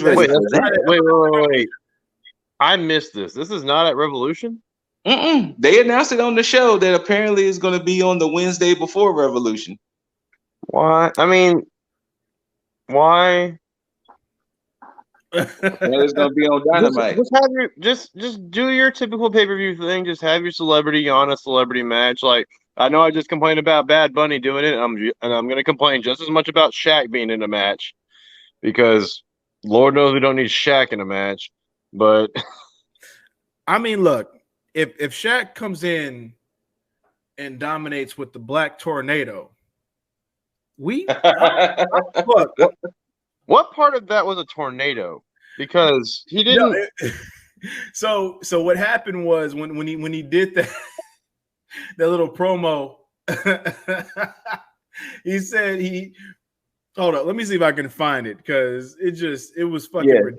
And not I don't mean the TikTok that I sent y'all with him dancing. No. That's not the Black Tornado. Oh man, no. He had a promo on NBA. I forgot the name of the show.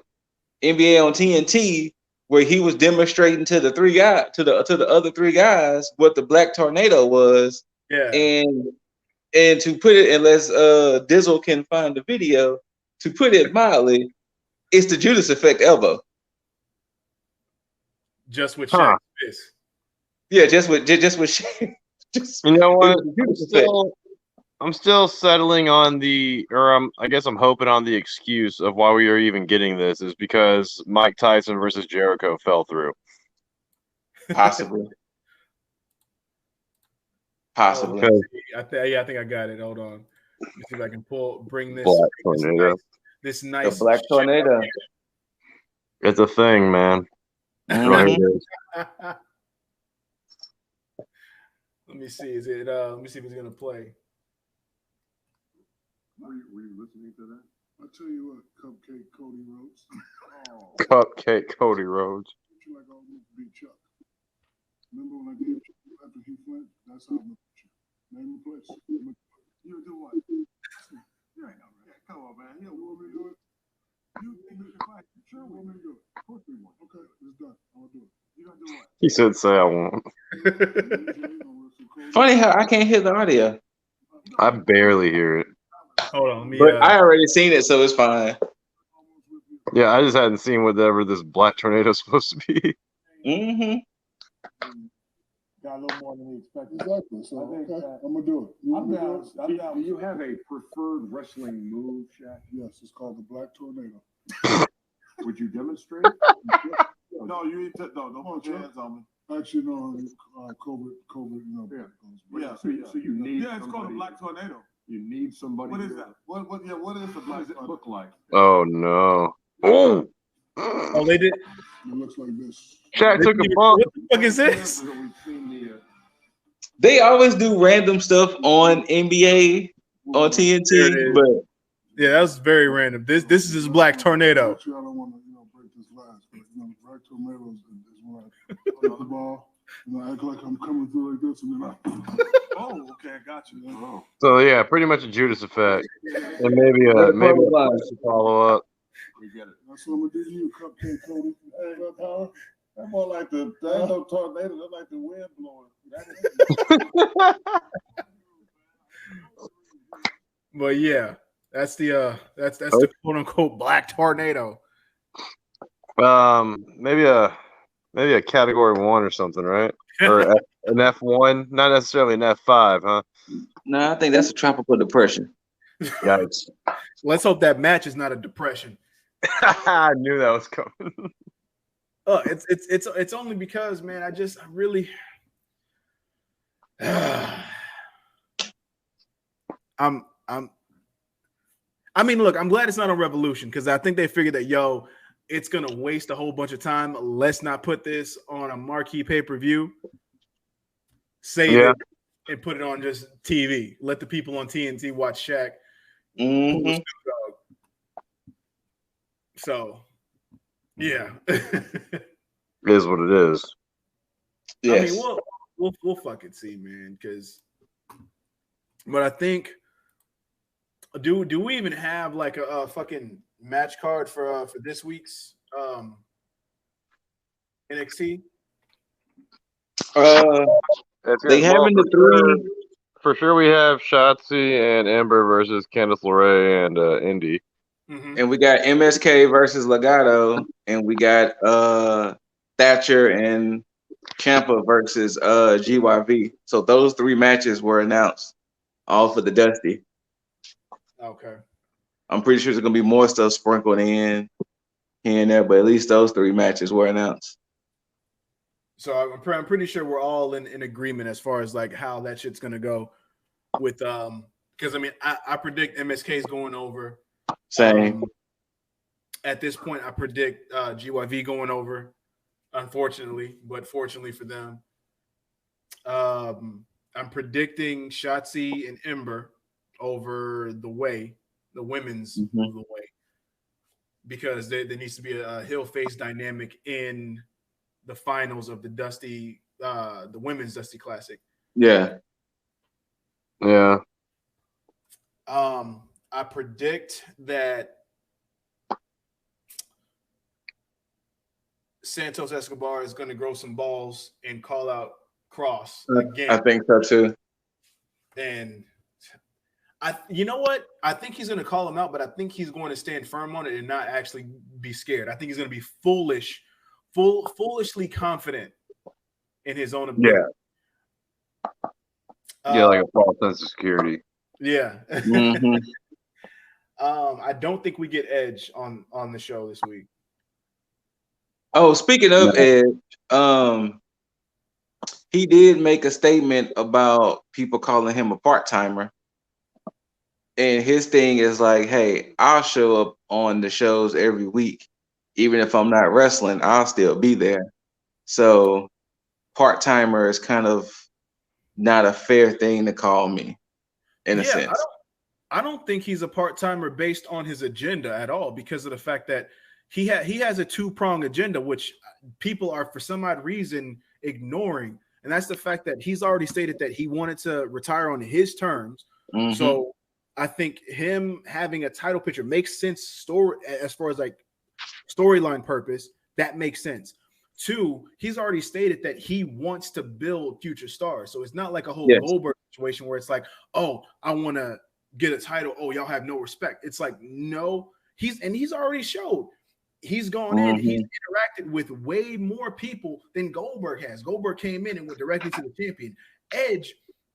It's officially announced at Elimination Chamber.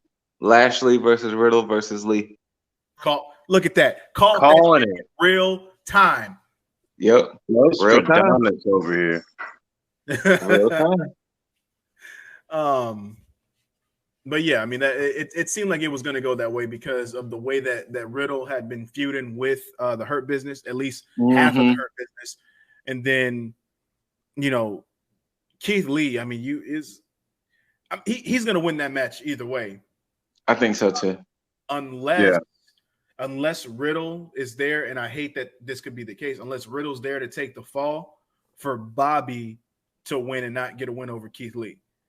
Because if that's the case, if Riddle's there to take the fall, then Keithley is going to take that title at WrestleMania from Bobby. I can see that. I can see that. But that's if they really want to pull that, which I think that might be the case. And it sucks because then Riddle would have to be a sacrificial lamb, and I hate that. I hate that so much. But but to go back to what you were saying, Edge interacted with Dunn, Balor, Bronson Reed, and Karrion Kross. And and Priest. Well, Priest was on Raw. He interacted with. I know on SmackDown he interacted with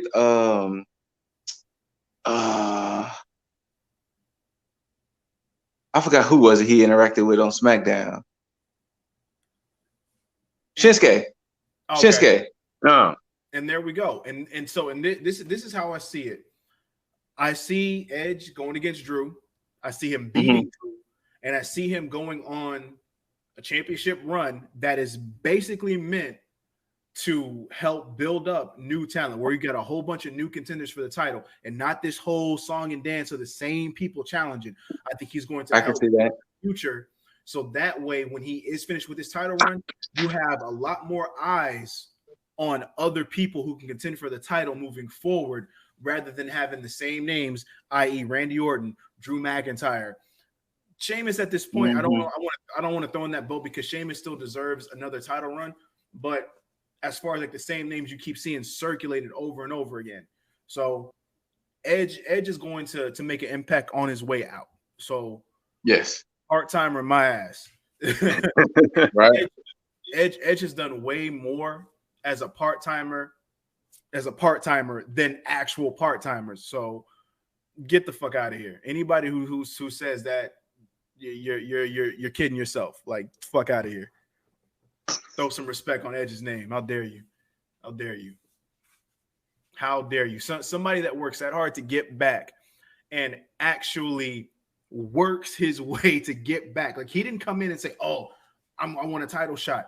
He went in the Rumble, had a good fucking showcase in the Rumble when he came back, worked his ass off to look as good as he did, made sure that he didn't try to recreate what he has already done. His promo after Royal Rumble about the whole, like, it's all about grit and what he has. It's like, that's how you come back, especially if you're somebody who is in a position where it's like, yeah, you're over the line and it comes to being in your prime. So and let's even forget, I mean, the man kept himself in shape too. And that's the thing. It's like everything he's doing right now should be commended. It's because, I mean, look, if you're not going to look at Daniel Bryan in that same light, then you should not look at Edge in the same. And I get that Daniel Bryan is younger, but Daniel Bryan has the same amount of experience as any fucking person who is over the line. And Daniel Bryan is doing the exact same thing that Edge is finna do now. It's just Edge is finna do it in a more in the limelight situation per se, as far because Daniel Bryan is doing a lot more backstage and building people up that way. So just because you don't see Daniel Bryan doing the shit on stage doesn't mean that it's not being done on both fronts. You just have to look at it the same way. It's like, again, because apparently it came out that it was Daniel Bryan's idea that Shinsuke went over in that gauntlet.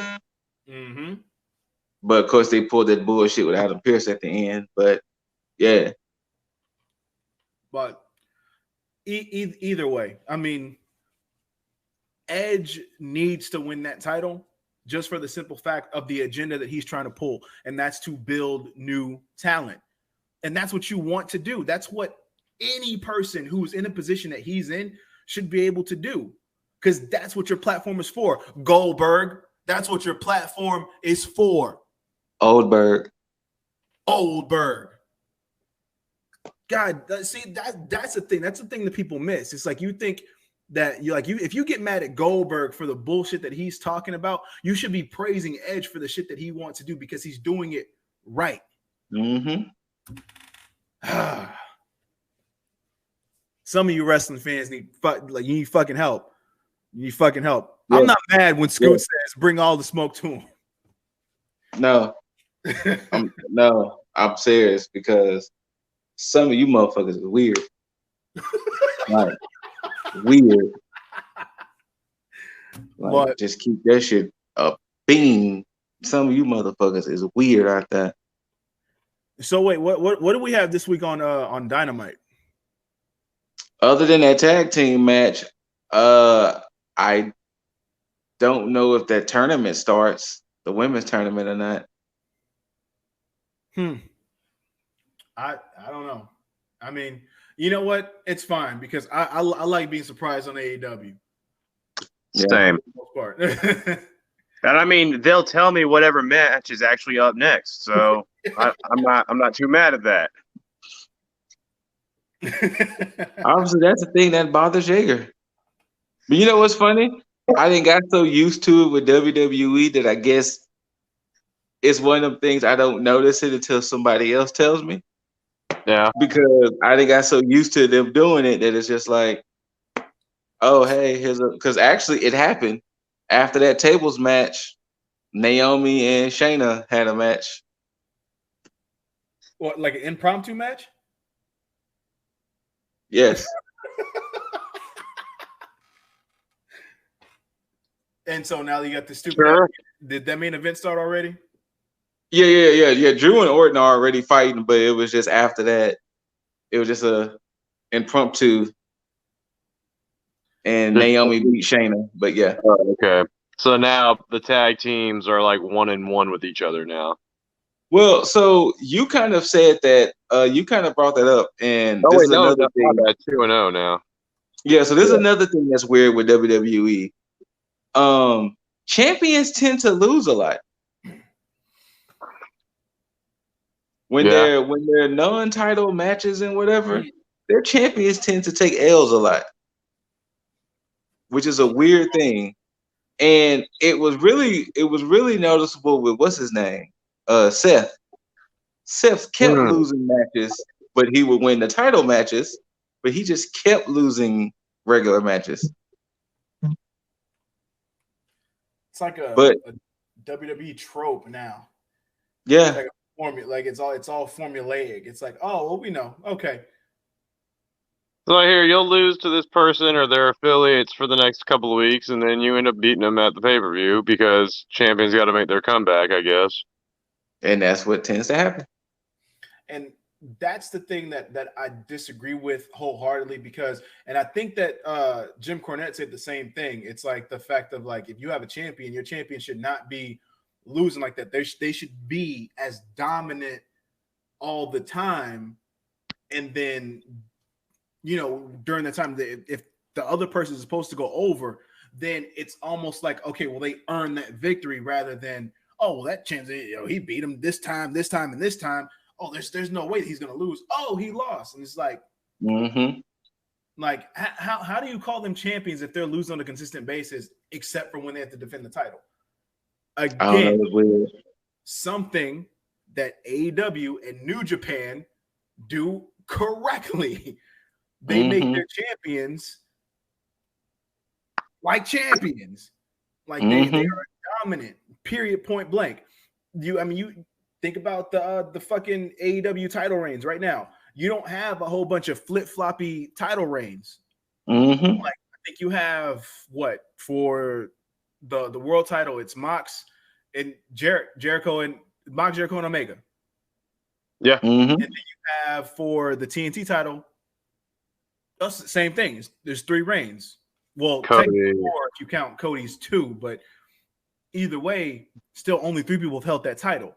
For the title. And only 2 women have held the belt. No, 3 women have held the belt now too. Yeah. Yeah, their tag titles are the only ones that they actually have had multiple, which were SCU, Kenny, and Hangman, FTR, and Bucks. That's the only one more than the rest of them. Yeah, exactly. And granted, yeah, I know they're still in their infancy, but at the same time, there's still way more of an impact on their title reigns, where it's like for instance, Cody didn't hold the belt for that long, but his title reign is still the best TNT championship title reign out of all of them because of how consistent he was in defending it, and then even more so impactful with how he lost it. Yes, it's like and that's both times. Oh yeah, both times, because you had the dominance of Brody Lee coming in and just squashing Cody. And then you have a competitive match between him and Darby, which basically made every champion that's held that title so far credible. Yeah. Not to mention the ego Cody exhibited throughout the match, though. Yeah. And again, still feeding the story. What was it, though? I listened to the Talk is Jericho with Cody recently, and he told Brody himself, like, no, man, just like humiliate me. He's like, you want? He's like Brody even actually wanted to like at least hook the leg for a pin or something. He's like, no, man, just like disrespect the hell out of me, like leave nothing back. Which is, again, this is why I'm so glad AEW has Cody, because Cody gets it. Cody understands. Let Triple H run all of WWE. Just do that. Let Triple H and Regal just run all of WWE. That was a question somebody had asked Cornette a few weeks ago. Who did he think was going to take the reins after Vince? And he was like, I will assume it'll be Stephanie and Trips. He was like, maybe at one point Shane might have wanted to do it, but he's like, I don't think Shane might wants it as much. But he was like, at this point, I would only assume it's Steph and Triple H that would run the company after. Triple H makes the most sense, and I mean, no pun intended, but he understands the game of professional wrestling. He understands the evolutionary standpoint. He's been there in every facet, both on screen and behind the screen, backstage, on stage, regardless. He has the most experience inside and outside of the ring.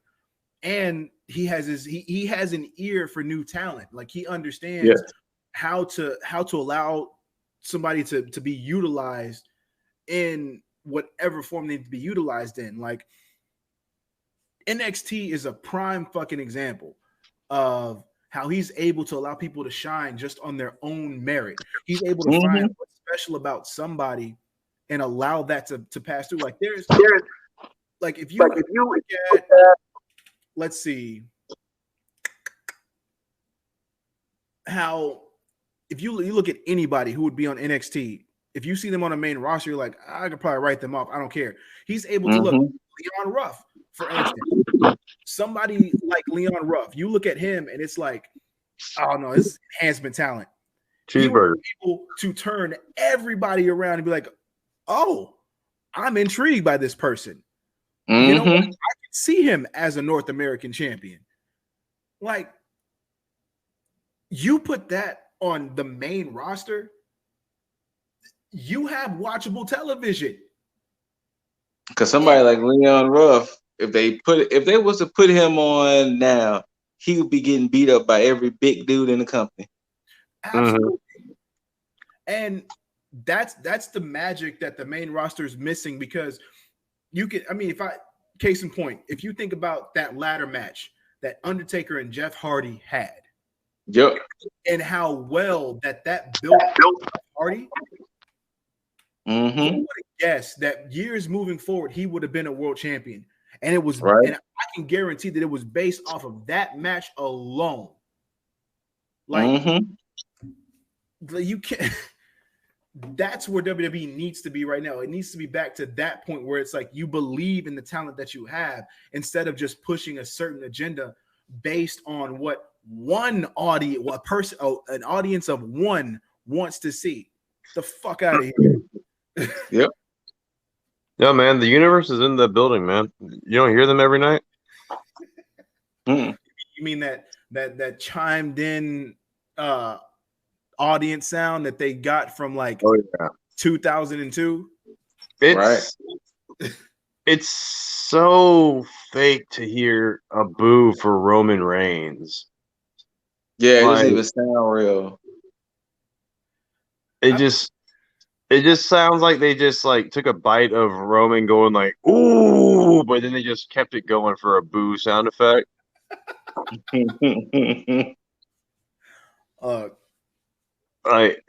It sounded so synthetic to hear even like a chant from that. I mean, obviously because it is, but I mean, at least make me kind of guess it, you know, like second guess it for at least a second. Yeah.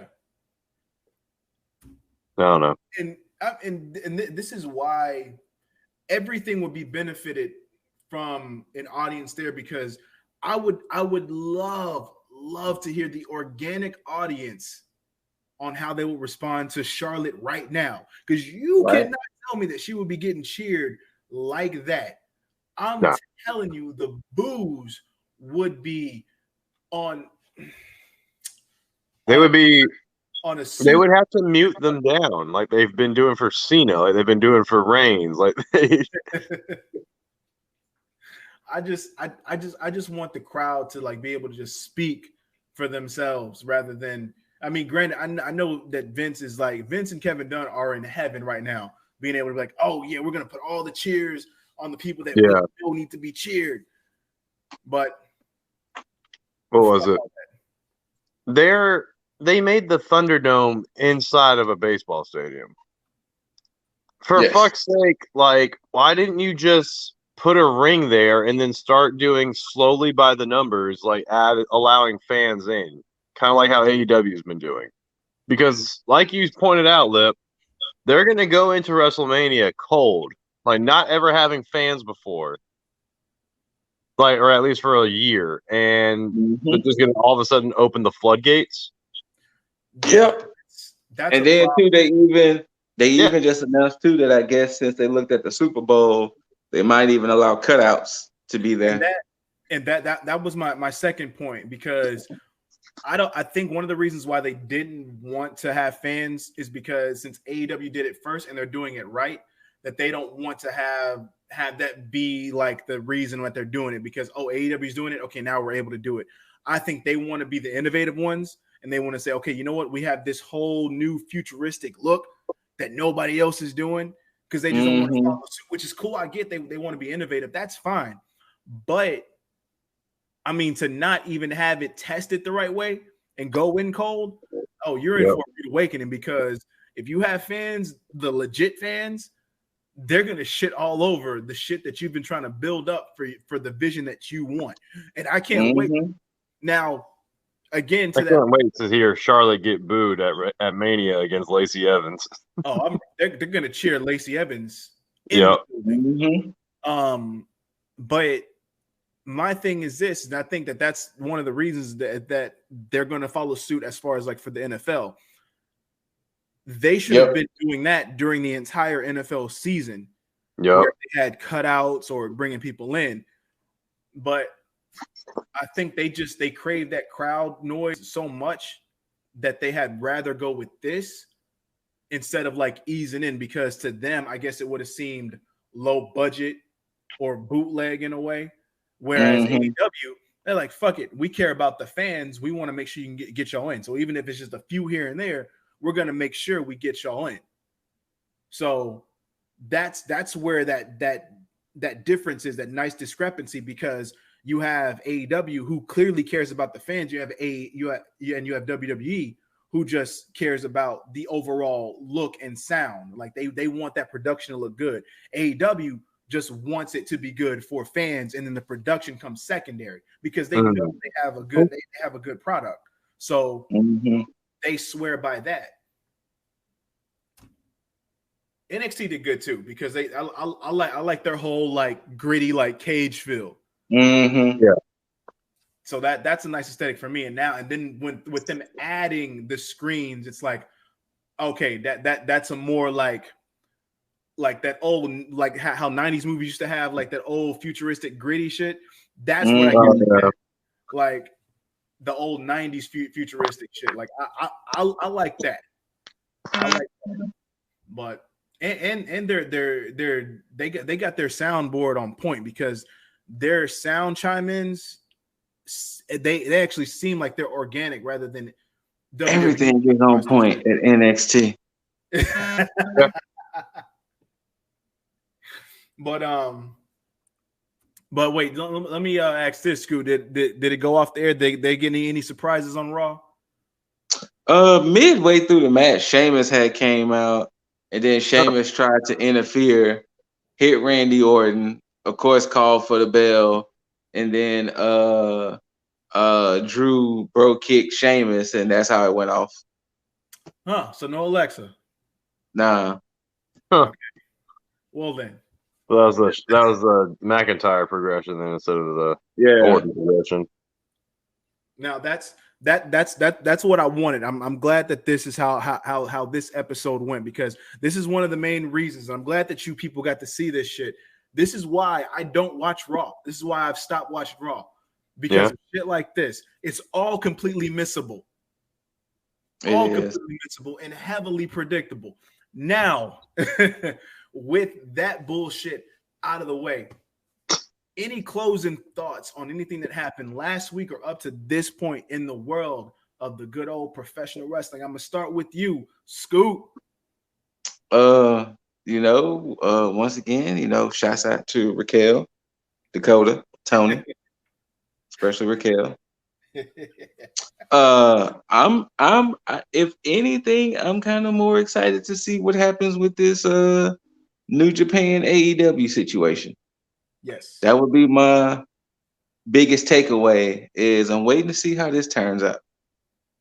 So that's it. Yeager, what about you? You got any closing thoughts? I guess my hot take was, as much as I love Shotzi, and you know you're my girl, I was thinking that we were going to get coming down to the two heels facing off. I was thinking Candice LeRae and Indy versus Dakota Kai and Raquel. I mean, it does make more sense now that we've talked it out here, but that was my first impression. Yeah. On the other hand, on the AEW side, right there with Scoot, I'm all here for this New Japan shit, and I just hope that we start seeing more and more members start trickling in. Oh yeah, did y'all check out that little Tanahashi thing I sent y'all? Yes. Yes. That's gonna be interesting to see how that plays out too. I am all for the way that I said that it would go, of course. Yeah. But for those that can't read my mind, I had sent the gentleman here a little thing about Tanahashi, pretty much saying that he would love to work with Hangman, love to be with like Paige, and really take him under his wing, like show him the right way. In a nutshell. And the way I'm fan booking that is that Tanahashi drinks Hangman under the table and tells him how this is not the right way to go about things, and then starts the mentorship. Oh. I want it so bad. That could be like nice, more so a little story integration. Yeah. Apparently Loki's here for it because he just jumped in my face. I don't really have any true closing thoughts. Everything that I needed to say has been said, but I will say this, and this is a long shot prediction. And this is only fantasy booked if Triple H is able to take WWE NXT UK because it's not as prominent and be able to separate it just a little off to the side, and it can kind of work with other entities. Mm-hmm. And you get that nice little pay-per-view that NXT UK has called Worlds Collide. And you just have some little tidbits of everything that's kind of going on. And NXT UK could be off in the distance working slightly with other promotions. Wink, wink, hint, hint. Not going to happen, but if it did, that'd be the one time to do it, because Worlds Collide is the perfect name for what's going on outside of WWE. Very true. But yes, again, I'm still right. The territory, the territory situation is happening, and it is ongoing right now because it is completely underway. And I look forward to being right with more of my goddamn predictions, because I want so much more. I mean, if we get the belt collector club, cool, but to me it'll be a bit excessive. we'll see. But yeah, we will see. But that's all I got on my end. No other closing thoughts for me. But Scoot, where can, if these motherfuckers want the smoke, where can they find said smoke? At the ScooterRay on IG. Let y'all know. This don't just mean champion. I'm champion when it comes to this debate shit, people. If y'all really want to debate this shit, because you could flip the W to an M. Me want the smoke. Me. Oh, God. I don't wanna include the other two just in case they might not want said smoke. Me. I'll just be like, they can, Ray. That's where you can find me on IG. But it's all about the Less Than Stealthy Ninjas, of course. We on IG, Twitter, Instagram, all them social medias. Less Than Stealthy Ninja, one word. Got plenty of videos on the YouTube. We stream on Twitch Friday and Saturday nights. Come holler at us. I'm usually there. Now, it'll be a little awkward if you bring the wrestling stuff there because they don't know about wrestling and I do. But if you want to cross-brand it, I will bring the smoke over there too. Because like I said, championship status over here, baby. Championship. Champion. he's repping that belt. He knows what he is. Yeager. Exactly. Where can they find you and all your IWC glory? You can hit me up on Xbox or PlayStation at the Yeager Bombastic. Mr. Fantastic. So elastic. Or you can hit me up on the social medias via Himza Winning on the Instagram and the like. You can find everything on the Instagram. oh yeah, the Twitch too. The Twitch, where we'll be playing either Rocket League, Monster Hunter, or Final Fantasy 14. I don't have a schedule for that though, so just gotta catch me when you catch me. Ooh, like that.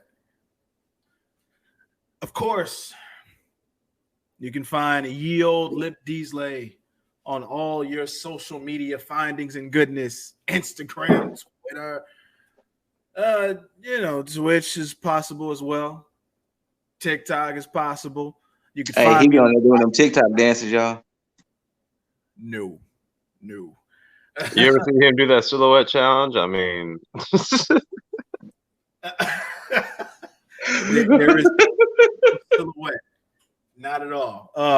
If you need that positivity goodness, you can find me at Lifestyle One Up on, of course, all the same platforms: Instagram, Twitter. It's going heavy on TikTok, Facebook. We're in it. He got over 500 episodes. Yeah, I think I'm y'all that positivity now.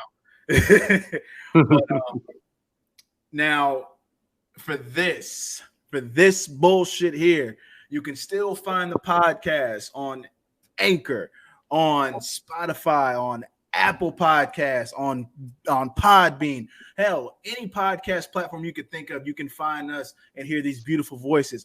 But if you want to see what we have on the visual aspect like you are looking at now, you can always catch us on the T.A.G YouTube, on the T.A.G The Average Gamers YouTube, period, point blank, plain and simple. So, like that shit, share that shit, comment all that shit down below, whether you want the smoke, whether you don't want the smoke, whatever it is. We don't give a shit. Say the shit, like it, don't like it. I don't give a care, as long as you just go ahead and interact with what we got going on. But as always, until next time, you beautiful mother effers, T.A.G out.